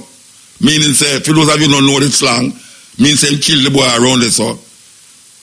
A policeman go after me and I have to take certain car and God make me left, you know. So all the murderer I claim say God help him. All the murderer claim say God help him. Most Jamaican accept Jesus as them personal savior. So them say. Most Jamaican never read the Bible. If you check most Jamaican about the Bible, they won't go tell you something where them ears say in there. But if you start to confront them about it, them don't know what them saying. Most Jamaican will ridicule Rasta. Because them hear Rasta and say, Rasta, where you get that from? And most of them thing when me hear Rasta say from them time, they're in the Bible, you know. But most Jamaican never read it. So when them hear the Rasta man say it, come like, no, something like that, not in the Bible at all, you want to make up that Rasta. Like when we did first hear the word Jah. When we first hear the word Jah, most people believe that Rasta make up that. Most people in Jamaica believe that when you say Jah, it's a Rasta word. And him don't know say Jah in the Bible. Psalm 68, exile him that ride up on the wind, that's Jah. Go looking at the Bible and say if you don't see it. That's why I don't say it. That is something will come out of my vocabulary, this thing Jah. Because only people know I say Jah, and it's not who I used to call Jah. Him I talk about. So instead I go around the corner and I don't say Haile Selassie. Now if you want to say I can't tell you if you accept Haile Selassie, I tell you what I say. I not say Jah. Because when a whole heap of people say Jah, it's not who I think pan, him I think pan. Just like if some man say God, him not talk about the God of the Christianity. Because you have Allah God, you know, you have Jehovah God and all these gods, you know, see. So I mean I say, we need to understand something. And those are people who are listening to, you know, who are listening go down, we will come off of the subject. We want the people them to understand this. That you say this thing of apology that these people is coming with, that them get people from Africa for fly in a plane for come here, so come tell we say them a apologize, that them come with them Jesus doctrine where they really enslave black people from them time there. In the name of Jesus, them a apologize. Well, I tell them say that they don't do already. And I did accept that apology. Just like I accept when Andrew Oley say I apologize to the rest of them and I think I accept it, you know, and I say no, all right, now that you accept, now that you apologize, what now? Because you know, the African them, they don't apologize already, you know, and they make certain things taking place and it's going to take place, and we understand that. And I don't need to talk about this apology where African do. And I don't need to talk about, say, boy, right now, Africans enslave Africans, because that is what they want you to do, because they want you to eliminate the pressure of this reparation thing where everybody had thought bust out on as reparation. It's like them want to turn it back. It's like them want to turn it back now. See there? Motor, I hear you not talk about reparation. You know, some African come tell them and say, African did I sell out black people too. It don't remind me, when them say Haile Selassie dead. In the 70s, when they say Haile Selassie dead, I will go on the bus. I will bring and switching them go on the bus. Tell the people them and say, yes, Rasta, when God dead, what are not going to know? How much years now that them say that? From 1974, 75, them say that. 75, 85, 95, 2005, 2015. At 30 odd years, 40 odd years now, them say Haile Selassie dead. 40 odd years, them say Haile Selassie dead. A man did write on the paper and I tell you, said, look here, it's time Rasta stop this damn foolishness, because Haile Selassie dead, them supposed to stop saying it now. Look here now. How long Jesus Christ dead? 2,000 years, them say Jesus Christ dead. And now Jesus don't come back up to now, yet still. You have billion people who are Roman Catholic, and maybe you have another billion people who tell them it's other denominations. And them not stop say it. Say Jesus Christ not dead. Jesus Christ up in the sky, and one day must come back, come save everybody. And burn up people like Mutabaruka and whosoever else attack damn foolishness about Africa and this and that. Well, you know, me nah stop talk about Africa. Because what you know, Africa must free from colonialism and slavery, which still exists in Africa, still exists in the minds of the African people, so. And it's not chattel slavery go all way. It's not chattel slavery all way, because them understand that now. Them understand, say, boy, we can't use chattel slavery again, you know, we have to use something else. You don't have a man named, the man will say, if him never exists or not, whether him exists or not, because some people say him never exists. Him say, pitch the brown skin against the black skin, and the black skin against the lighter skin.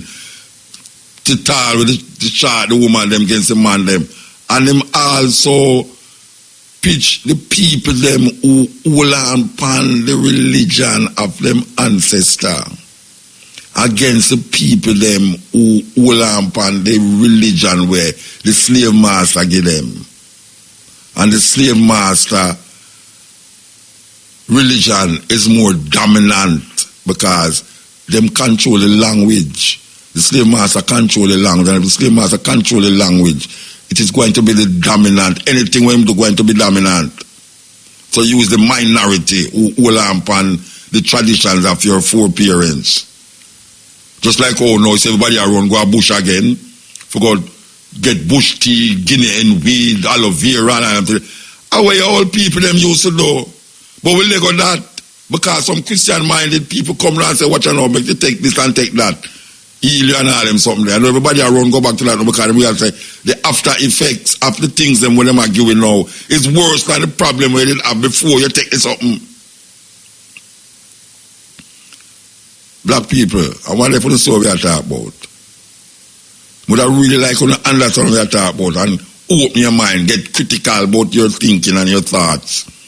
And realize there's no need right now to listen, even entertain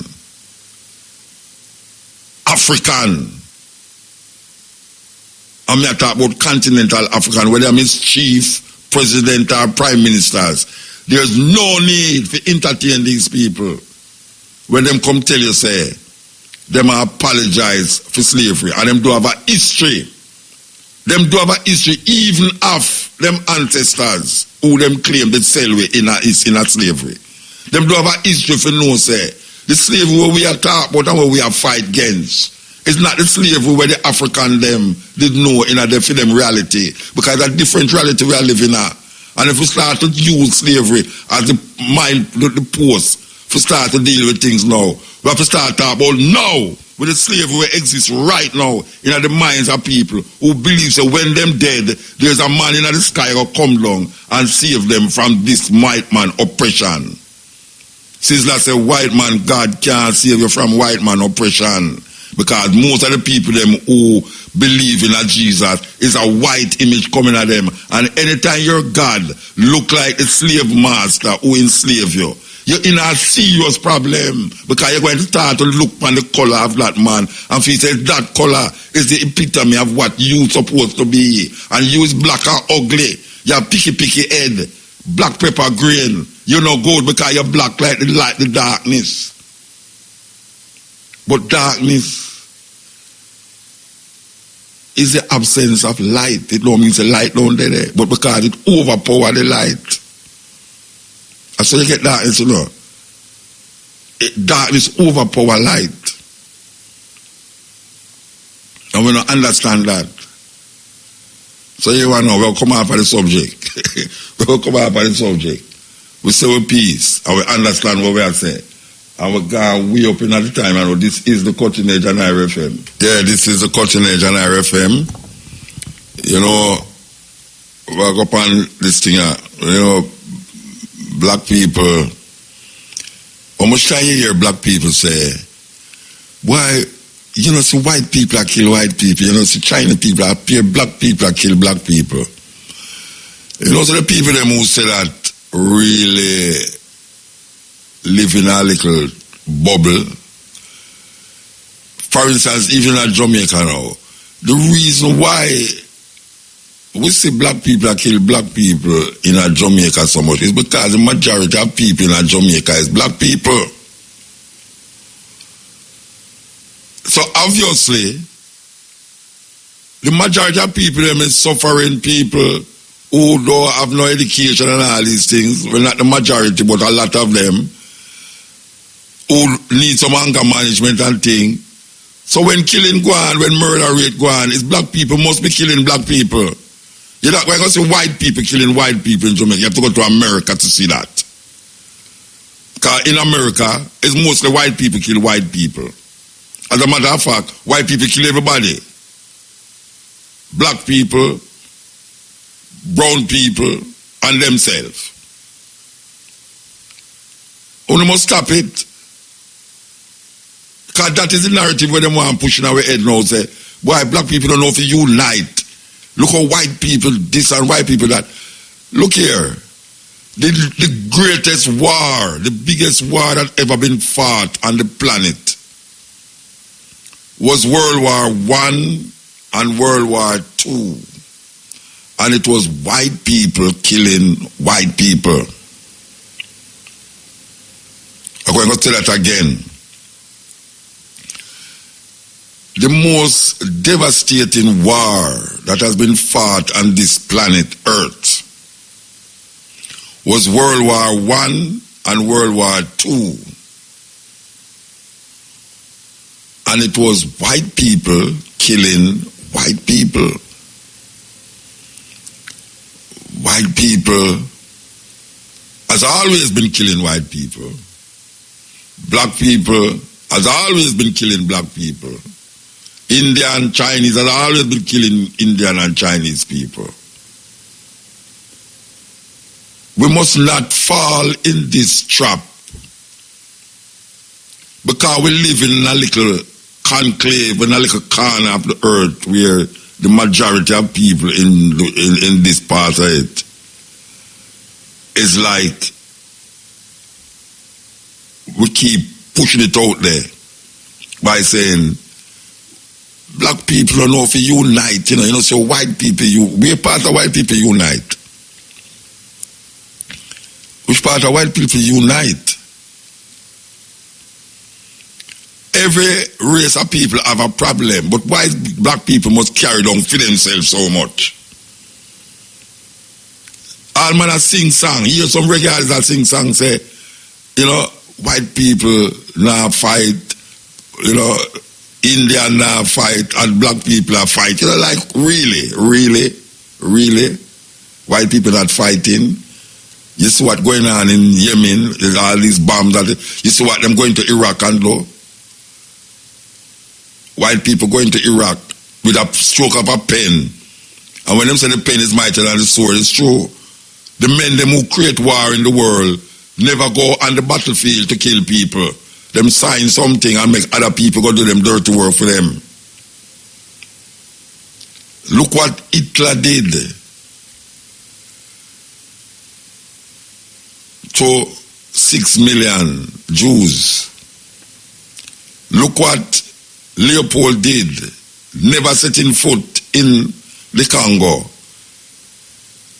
10 million.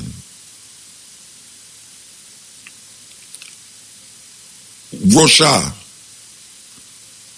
Germany, England, France, Norway, Belgium, all of these countries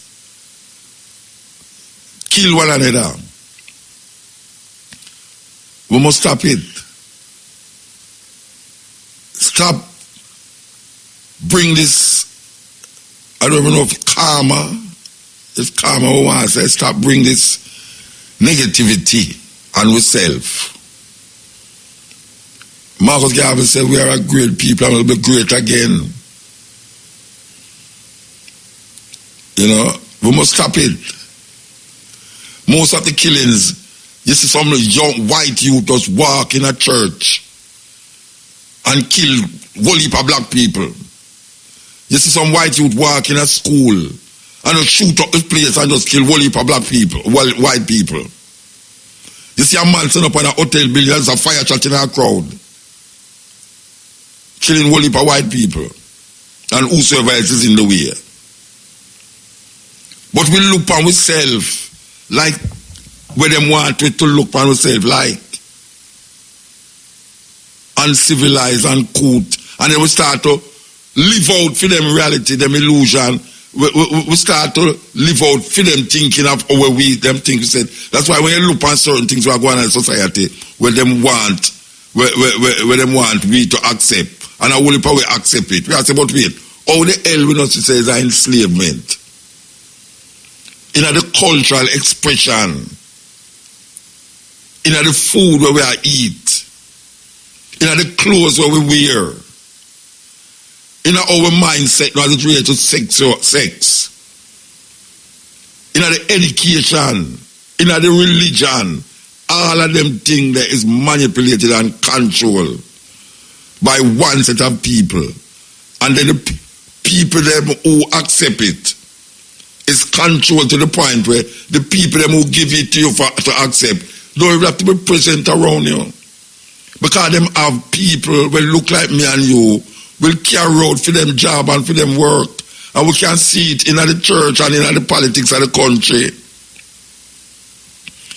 The politics of the country is designed. You know, you're the minister of security and justice that come out now against the police force. So the police force need to totally revamp and start over because it was designed from a perspective, and now I said it was designed from a perspective of the background master must be protected by any means necessary against the so-called majority black people who exist in the plantation and place them. So when them start the police force, it was designed to protect the man who did not cut the cane, or the man who was the servant in the house. It was designed for him. It was designed to protect the master from the man who had cut the cane, from the man who or the woman who did not work in the house. That is what it was designed for. And that never changed, that come down through generation to generation. And no white man is here. There's no white governor general here. There's no white prime minister here. And most of the business them is run not by white people visibly, but them do have to be visible in your country to decide the outcome of your political, ideological, spiritual being. Them do have to be present because them done set it already. Them done set it already. Oh, you know, so you must go to church every Sunday and every Saturday because them done set that. And you go to school on Monday and Tuesday, Wednesday, Thursday and Friday. And them set the time when you must go. And them know say when certain time you must get holiday. And you must celebrate Christmas, Boxing Day. You must celebrate Valentine's Day, St. Patrick's Day. You must celebrate Halloween. You must celebrate Columbus Day. You must celebrate. All of these days was designed by them. Them don't have to be present for you remember it. Humpty Dumpty sat on the wall, Humpty Dumpty had a great fall. Nobody teach it. You just understand it. You just learn it.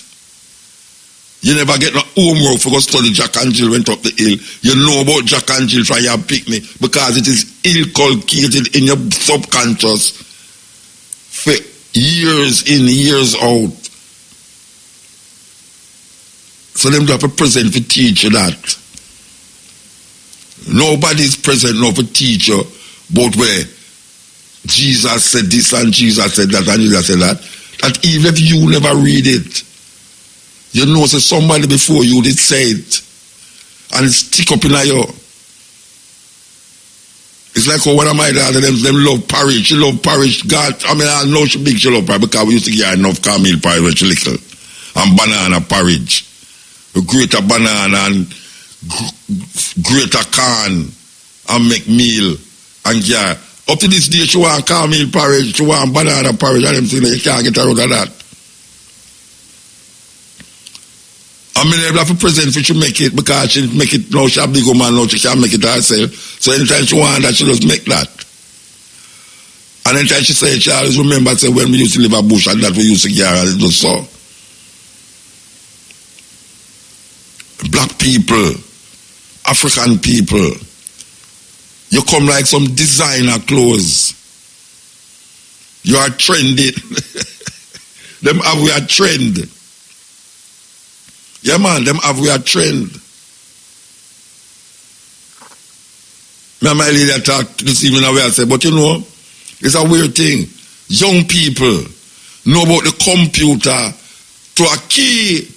And you try to figure out how them know how to manipulate the computer and the iPad and the iPhone. But guess what? If you full out a farm for your job, them can't full it out. If you understand a simple thing, for read it, them can't read it. But them know the computer to the key.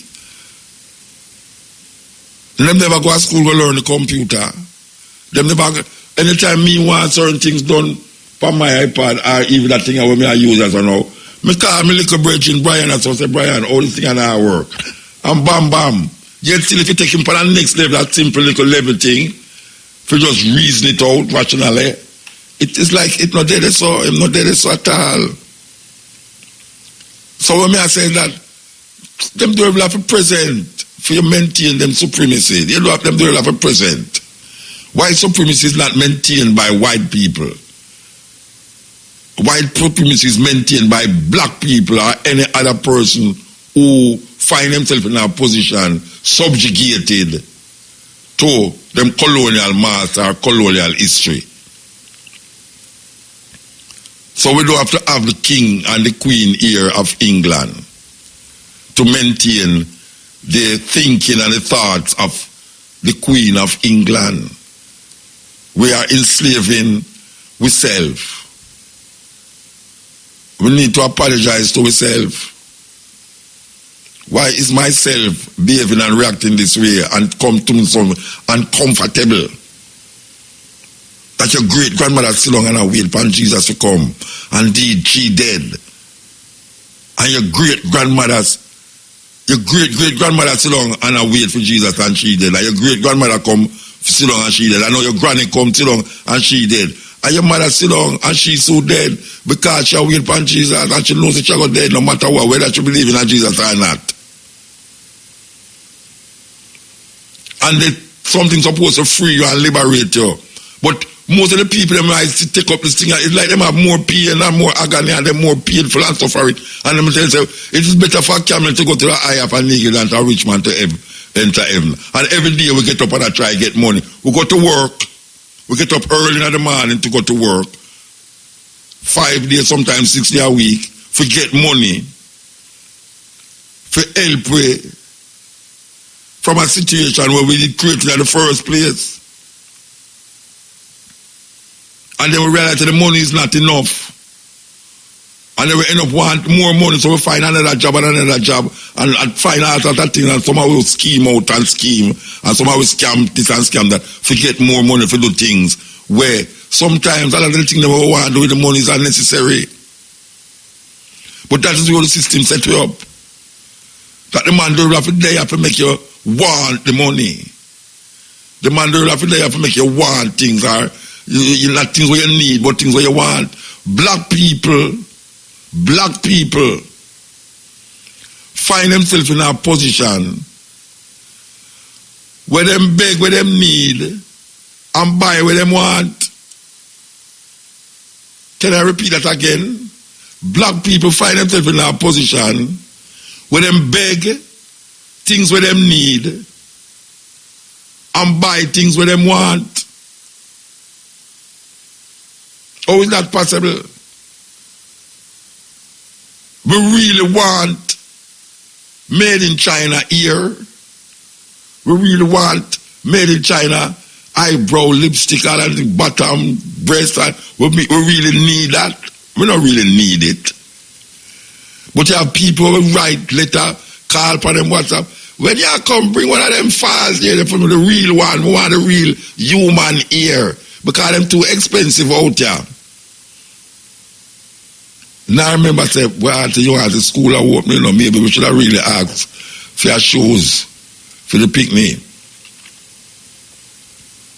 Now the shoes come second. The week come first. How them get to do that? How them get to plead in a time of stress? We think about an invisible person and believe so that after we're done, say, oh, this, oh, that invisible person are going to come to a rescue and rescue you out of the filth that we find ourselves in. Like the man who, for years, he might pray to God for win the lottery. Oh, God, please make her win the lottery. Please make her win the lottery. And for years, he might pray for win the lottery. And God answered in prayer one day and said, look here, why you don't buy a ticket? Why you don't buy a ticket? And that is where a whole heap of way African people find themselves in. Instead of we get up and do what we are supposed to do for ourselves, we make the person come and tell you things that he himself never experienced yet. Most of the things that we believe in most of the things that our beliefs that we know was start to us by people who believe them know the same thing. And when you realize you just believe, it have nothing to do with the reality of the situation we find ourselves in. Like man tells you faith can move mountain, and physically people say, of course faith can move mountain. Faith without the works and the bulldozer is nothing. Of the faith you're going to move it, but the bulldozer will move it faster than your faith. Just like how the man sign a paper and make people go kill themselves. Just sign a paper. The president just sign a paper and just free you. Like when them call it Thanksgiving Day, the president sign a paper for free the turkey. That turkey there, them now will kill that turkey there. And that's a major and big thing in America. For absolve the turkey from being cooked. on Thanksgiving Day. And what is Thanksgiving Day? Thanksgiving Day is the day when these pilgrims come and wipe out a whole heap of the Native American them and thank God for them bounty. After them done rape and rob and pillage the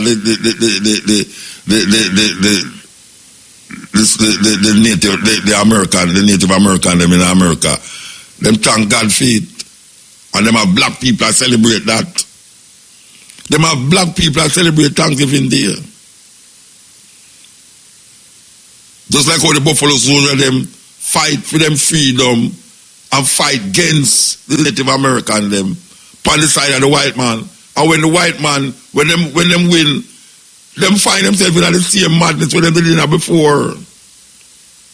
Them join the army to get rid of the Native American them and get rid of the other people them where them are move the south versus the north, the Civil War. And them a fight. Believe so them would get them freedom when them done fight.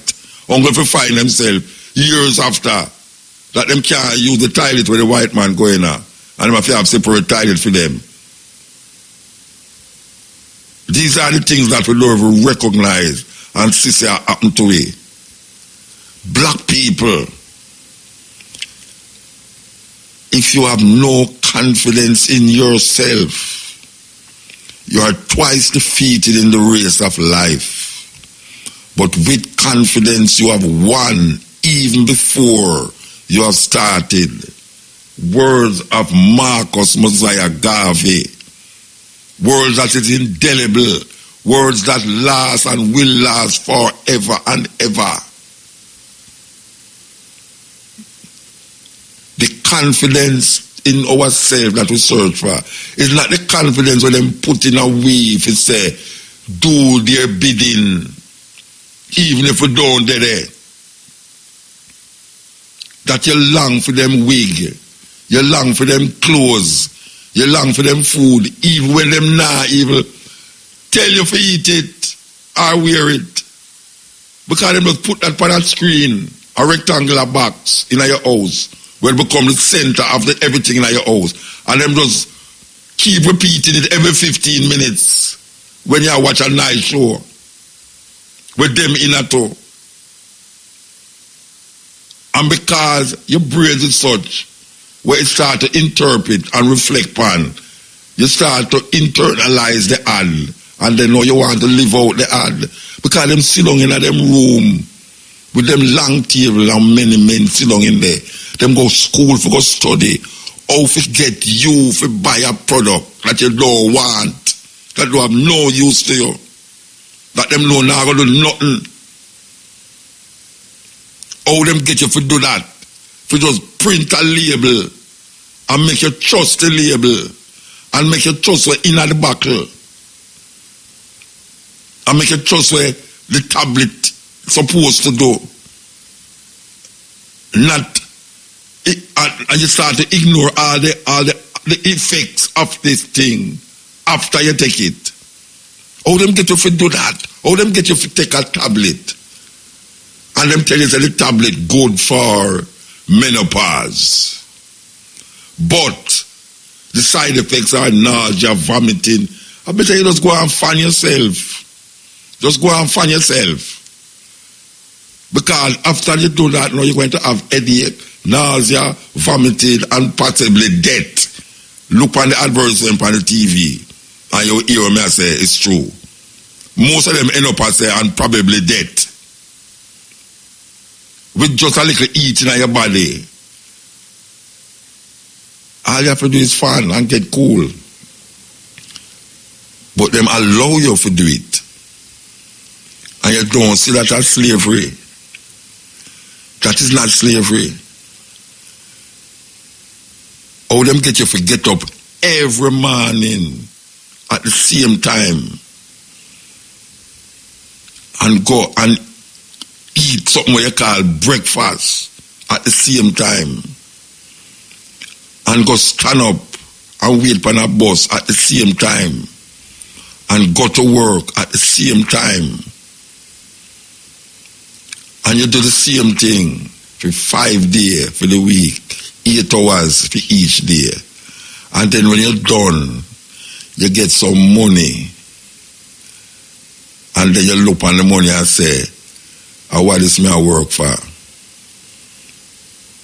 You're supposed to feel good.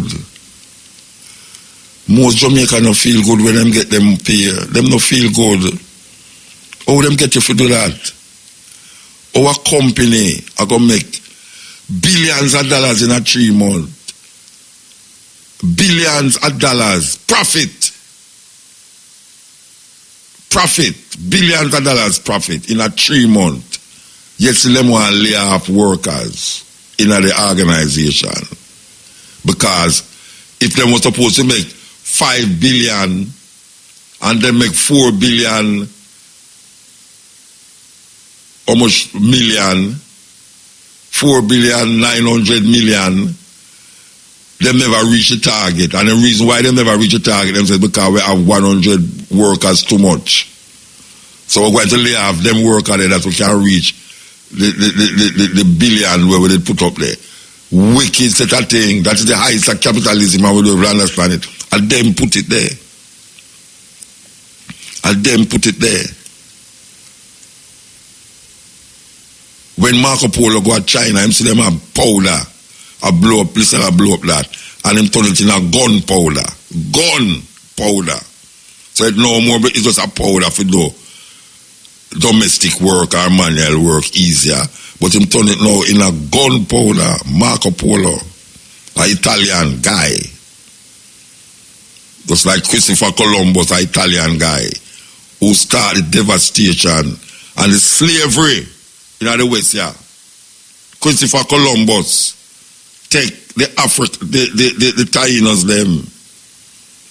And because him need gold and him can't find none, he would have cut off them hand. And if I tell you some things of Christopher Columbus, you say, oh, me never get that school. Because Christopher Columbus, you know, so I should have played, because maybe if white people say it, I believe it more. Christopher Columbus and them friend them send out the Taino them to get gold, and when them come home, them no find none. Him cut off them wrists. Just like when them used to do, like the Congo where the Belgium people, Belgium government used to do, send out people and then cut off them wrists. And you know what them used to do though? Take the wrists them, you know, and tie it together and throw all the people them neck, make them wear it like ring, like necklace. You don't believe me?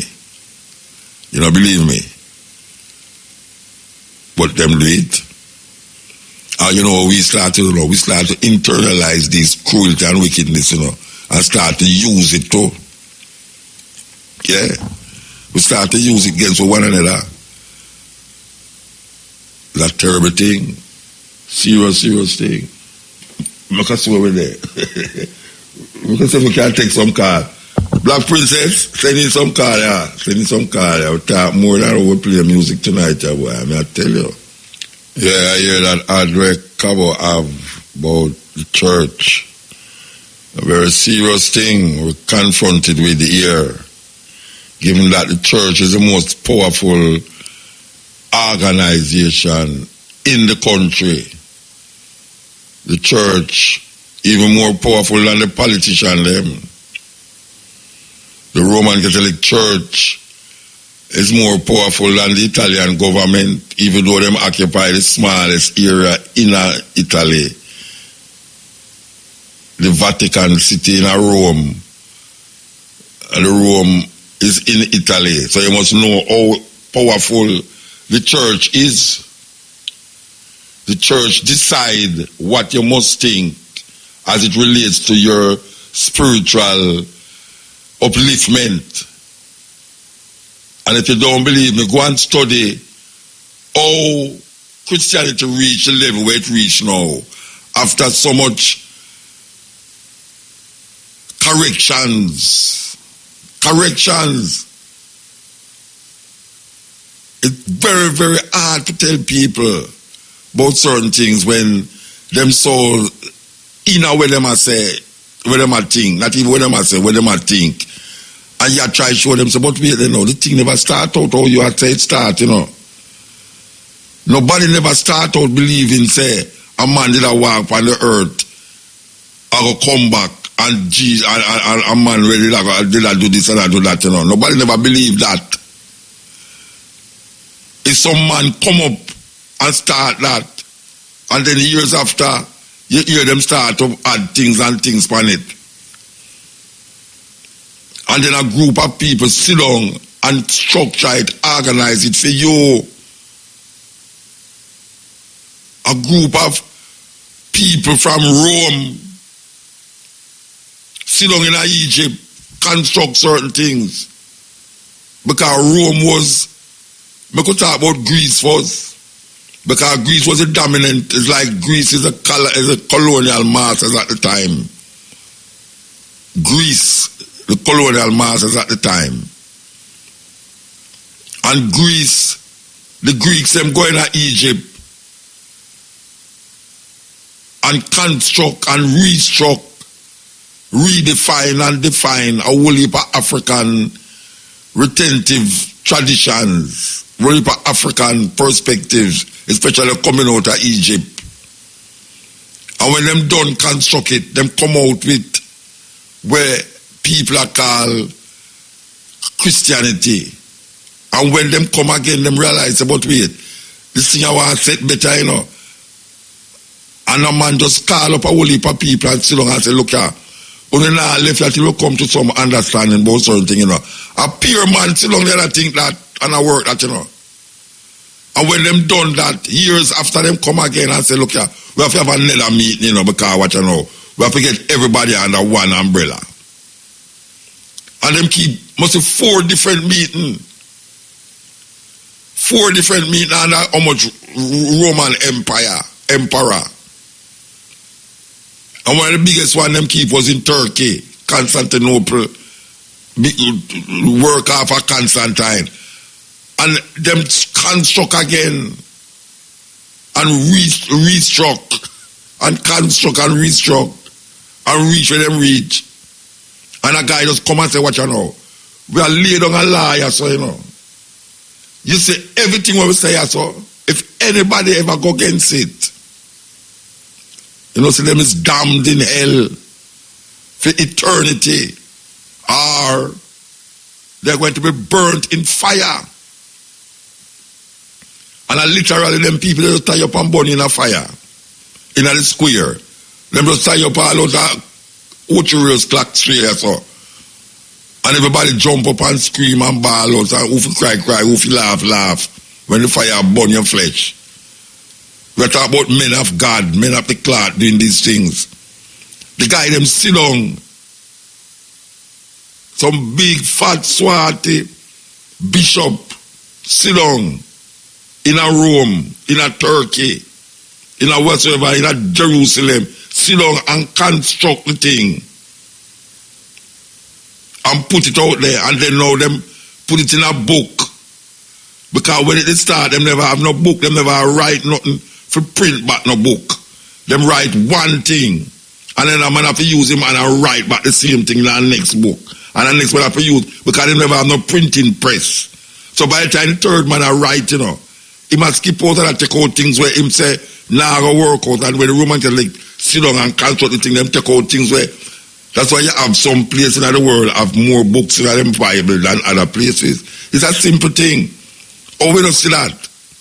You know, see, them take out some book named the Apocryphals and say it wasn't inspired. Who you think take out them book there?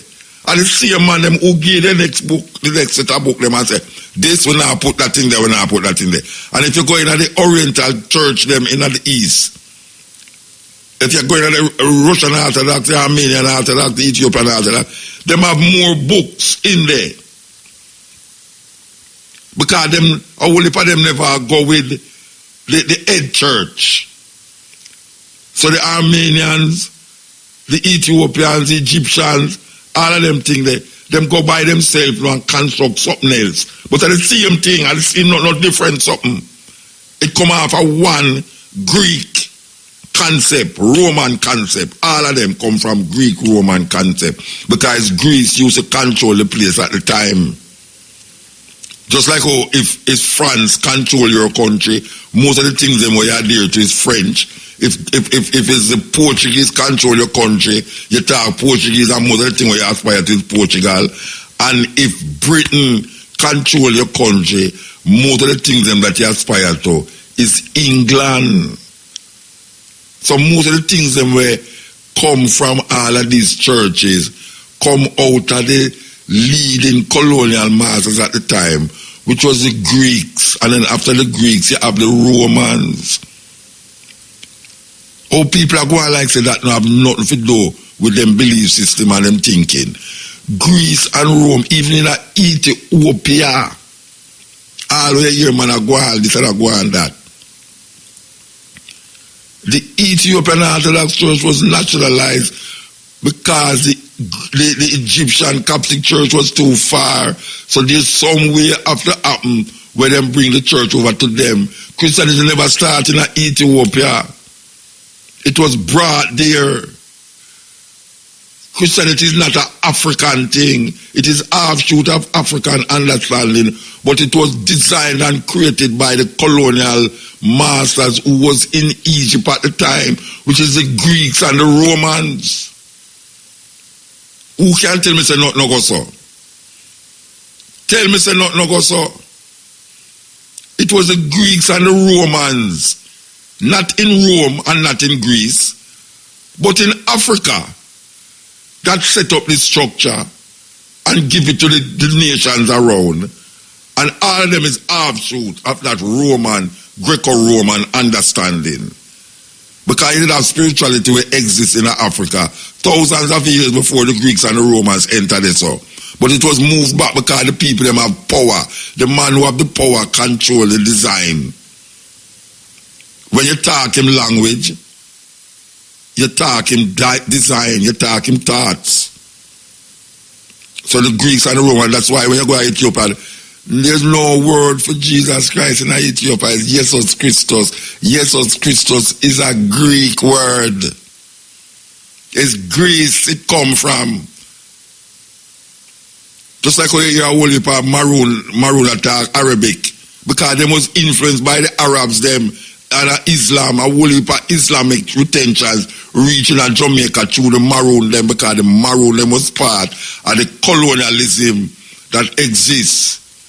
And she even say the Maroon them, but the Africans them who come on as and become Maroons was part of the colonial existence of the Arabs' Islamic culture.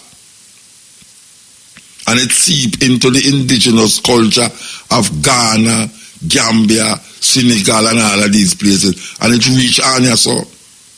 And we'll go back to say, we have to ask sometime, who is an African? El Muta. Wait, how you the man?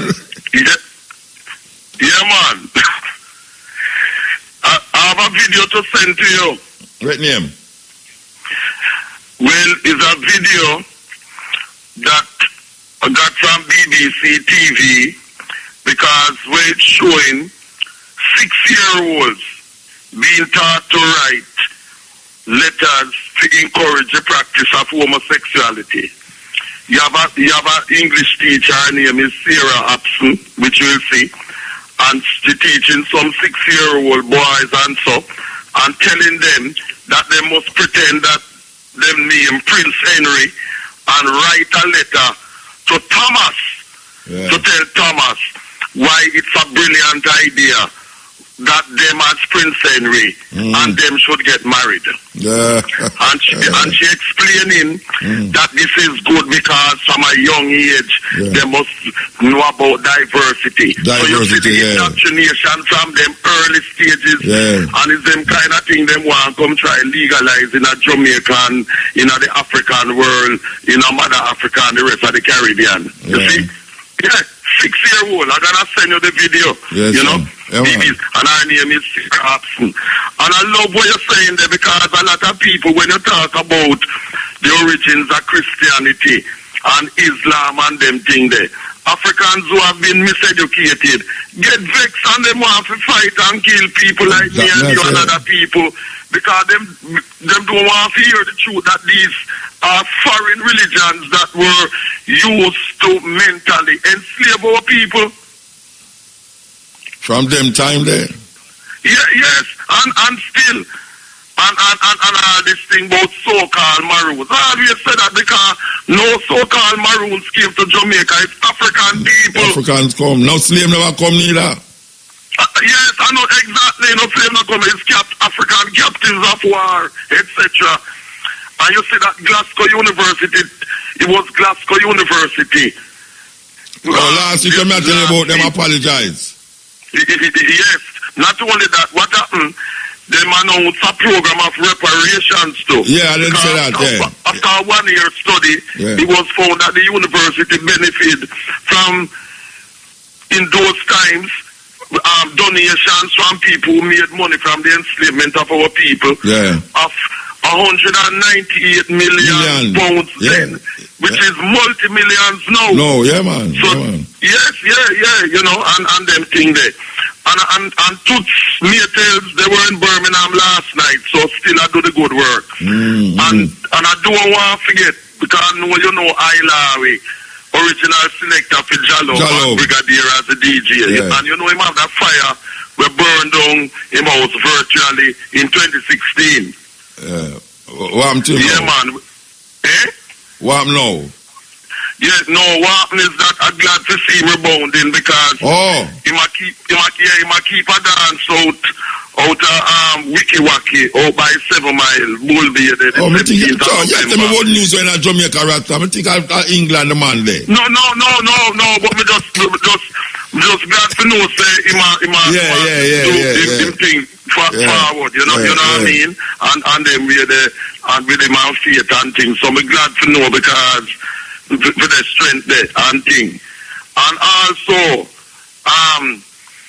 we have the case in Martinique where pesticide that was banned in France has been killing our people because you know most of the people in Martinique are Africans like me. Yeah. Because through them use the pesticide, Martinique has the second highest rate of death to prostate cancer. Oh, yeah. In the world, and a lot of our women there, see them too on the programs, suffer from breast cancer. Yet it was banned in France, but through them know Martinique is a place which is overwhelmingly African populated. Them have it and them thing there. So we know, you know. Yeah, and I'm glad that this has been really highlighted.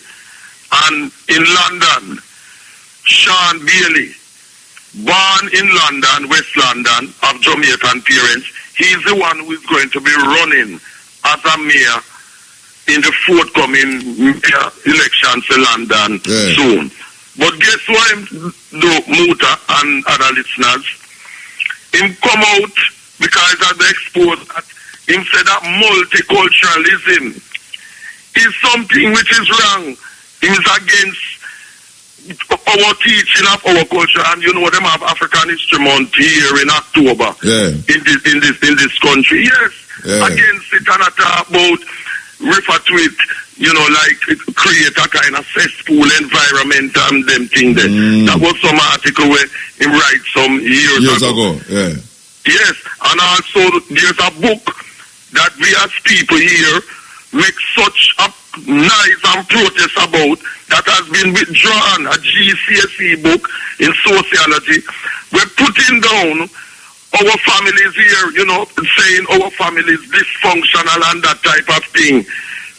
Sociology book for GCSE, you know, misrepresenting our African families here. So because of the noise that we have made, protests and so on, it has been withdrawn. Okay. You know, definitely has been withdrawn. So glad to really know that, you know. And as you're talking about the church there in Jamaica, they must apologize immediately because them, as you know, and as you say, is part and parcel of the problem with slavery. See, them want to put enslavement of our people on us rather than the Europeans and the Arabs, them who do it. Yeah, them never. But may I ask you a question? Yeah. You used to go to church when you were at Jamaica, right? Yes, man, but the whole we never. May I ask you? You ever hear the subject of chattel slavery come up on the pulpit yet? Never.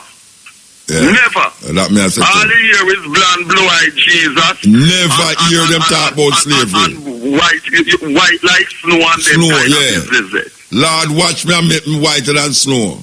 Yes. Though your yes. sins may be like scarlet, but it shall be as white as snow. Right, which by implication it will tell you subconsciously Yes. that black, anything black is no bad. good. And yeah, and this is why, you know, I don't like the use of this term by some people. Them no want to use the term African and black, you know. Them a talk about people of color. And notice the No, we people don't who work with like people that, of color. them no want to be identified as African Yeah, people of or color. anything to do with black, but people of color. Yeah. Everybody of color, Yeah. including so-called white people. Yeah. Nonsense about people of color. Well, I But want, you know, when them a talk about apology for slavery, them have to start with the church because the church instigates slavery. Exactly. But listen, remember John Hawkins, who was the first English Yes. slave enslaver, Yeah. with him ship named Jesus of Lubeck. Yes. Jesus of Lubeck. It says Jesus of Lubeck. He was an Anglican person. Yes. He was a Church of England person. Yes. So why them don't talk about that? This is a Church of England person who was the first English enslaver. And no Africans never sell him no Africans. He went to West Africa and kidnapped, captured our people. Well, wait now. He was not sold. Wait now. Any Africans by any Africans. Wait, I can tell you something. I can say something to you. Yes. Amazing Grace was written by a man who used to take him ship and carry go to Africa. Yeah, the boy named Newton. His surname was Newton. Yes. And him write half of the melody of the Africans Of them. our people. Yes, him write a song named Amazing Grace. Amazing Grace. That save a rich like we. And black people I repeat this thing for years now, that them is rich. Let's see, save a rich like me. And them say the man did convert. Almost every funeral, Amazing Grace is one of the number one. Yeah, but you know, them say him was converted to Christianity. Why it is okay to sing the song. Yes. You know, see? Making excuses, see it. Yes. So the man converted to Christianity. This is a man who would take African people across the Atlantic. We don't know how much how much time him do it. But at one time him get wake up now and say, and they must now say, Amazing Grace that save a rich like me. I don't know rich. Exactly. No rich at all. Yeah, I tell you, man, them not easy. And you know, I remember Marcus Garvey Jr. in 1992 when it was the 500th anniversary of the boy Columbus when he invaded Guinea and misnamed it San Salvador. Declared in 1992 as President General of the UNI and ACL that every 12th of October must be commemorated as African Holocaust yes. to remind us of what Arabs, Jews, and Europeans do to our ancestors. Yeah.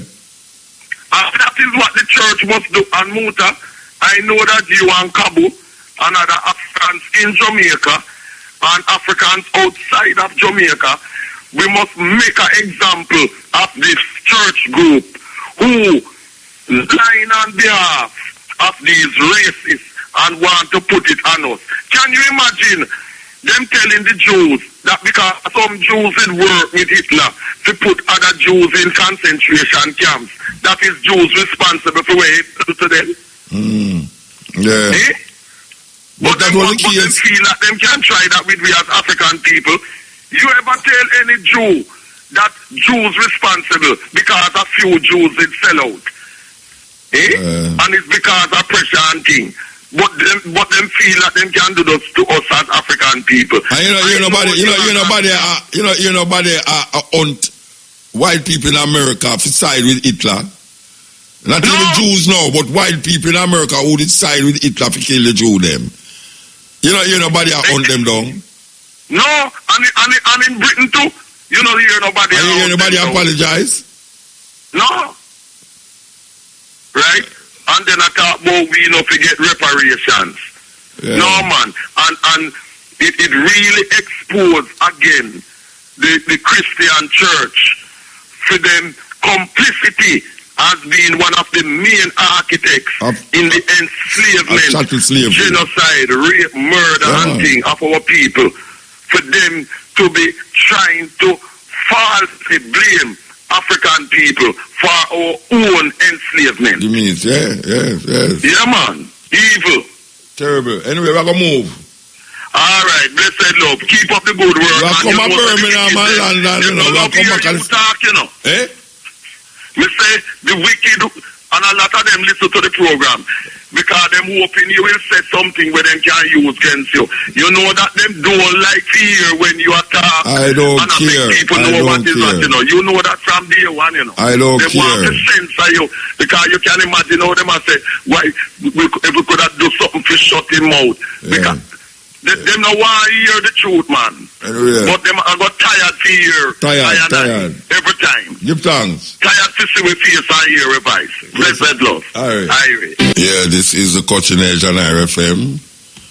We're going up, you know, another time. I want to play this again. Of the School of Hotel, Restaurant and Tourism, Boyimwole Enukomeko Kodo, says the African has become such a great embarrassment to God, and it is about time the black race changed its mindset about itself and where it came from. He lamented bitterly about the African's refusal to embrace his or her tradition and culture, and said the African culture is much more than just drumming and dancing, and there is the need for Africans to dig deeper into the history books to acquire knowledge about the genesis of their civilization. He said this at a socio-cultural workshop and exhibition of African Museum for some visiting American students from the University of Texas and their counterparts from the School of Hotel, Restaurant and Tourism here in Accra.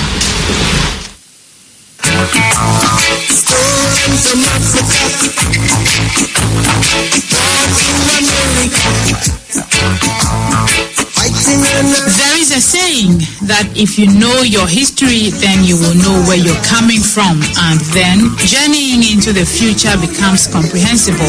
The black race has been brainwashed into believing that it is worthless and helpless. We have forfeited our way of life and tend to believe that living the Western way is the best. The Western media is accused of presenting Africa as uncivilized, hunger-stricken and war-torn continent to the rest of the world, and as a result has made the African or the black race home and abroad lose confidence in themselves. The founder of African Conscious Study Group, Dr. Maulana Hamed, in lecturing some university students, linked Africa's problems to the kind of educational system brought by the European colonial masters, and said it was to de-Africanize the African's mind, spirit, body, and soul. According to a professor of the University of Texas, Dr. Dory Gilbert, who has for the past 5 years led over 100 students to Ghana to study Ghanaian social and community development programs, such lectures would help the students perceive Africa differently. The students come and they work with several entities here, NGOs, schools, and they all work on sustainable development projects, and so that's the focus. We also have lectures, and Dr. Hamed Maulana is one of those lectures, and of course today we were able to enjoy a very stimulating, exciting, and charismatic lecture from Dr. Maulana that we truly appreciated.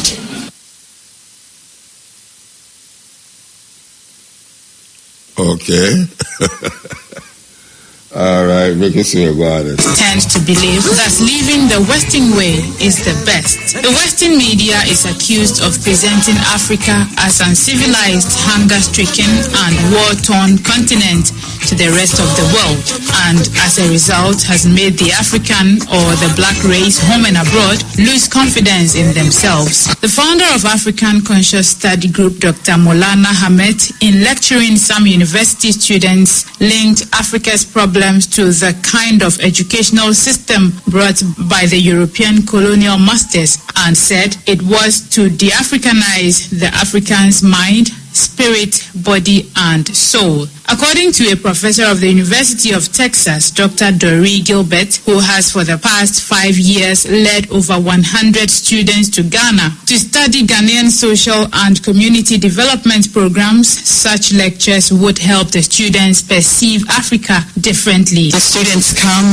and they work with several entities here, NGOs, schools, and they all work on sustainable development projects, and so that's the focus. We also have lectures, and Dr. Hemant Mwana is one of those lectures, and of course today we were able to enjoy a very stimulating, exciting, and charismatic lecture from Dr. Mwana that we truly appreciated. Yes, cutting edge. One, I don't know if Mandingo, I never hear mentioning it, but Jojo from Channel 1, studio them days there. Yes, passed away. Those of you who don't know about him, funeral is supposed to be Saturday, October the 20th at 11 a.m. For those of you who know about Channel 1 in them days there, yeah, Joseph or Jojo, where I'm the known, Channel 1 recording studio. I think it's the 20th of September I'm the dead. So I'm going to get buried at Chartwood Road, 62 Chartwood Road, Stella Maris. So all those who raise up out of the Channel 1 experience know who we are talking about. Okay, here we go.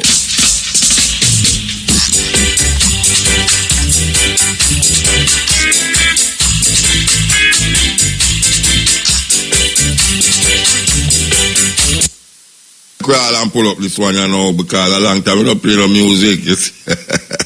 A long time we don't play no music, don't it? Alright, here we go. Alright, so we'll start over this one for the man called Burning Spear. As we close up, yes, we are going to, you know, soon go out as a matter. Oh, phone call, I'm okay, here we are going, so yes, here. Yeah, look, Mota, give thanks. Mota? Now, yeah. Yes, I the gold man, you know. I show you up. I said, you want to come here a circle next week if you're the boat. Eh? That's how the gold bridge, you know, come link you them. I say, if you're not the boat next week, Thursday or something, I come here a circle, you know? Yeah. You want to give me a circle? You know what I mean? What say you give me a circle? Then you want to come here a link up next week, Thursday, if you're the boat, you know what I mean? Yeah, man, what about, man? Yeah, man. And I beg you to make the government know say reflect marijuana in Jamaica to be poor people and guys, poor people are so far. I know people in Jamaica can work 20 years that are the year. When we check it out, we are going to Jamaica people and the Minister of Agriculture were proudly talking about the export weed or the export in Canada. Them should be ashamed about it because we check it out after them same party mash up ganja businesses in Jamaica, you understand?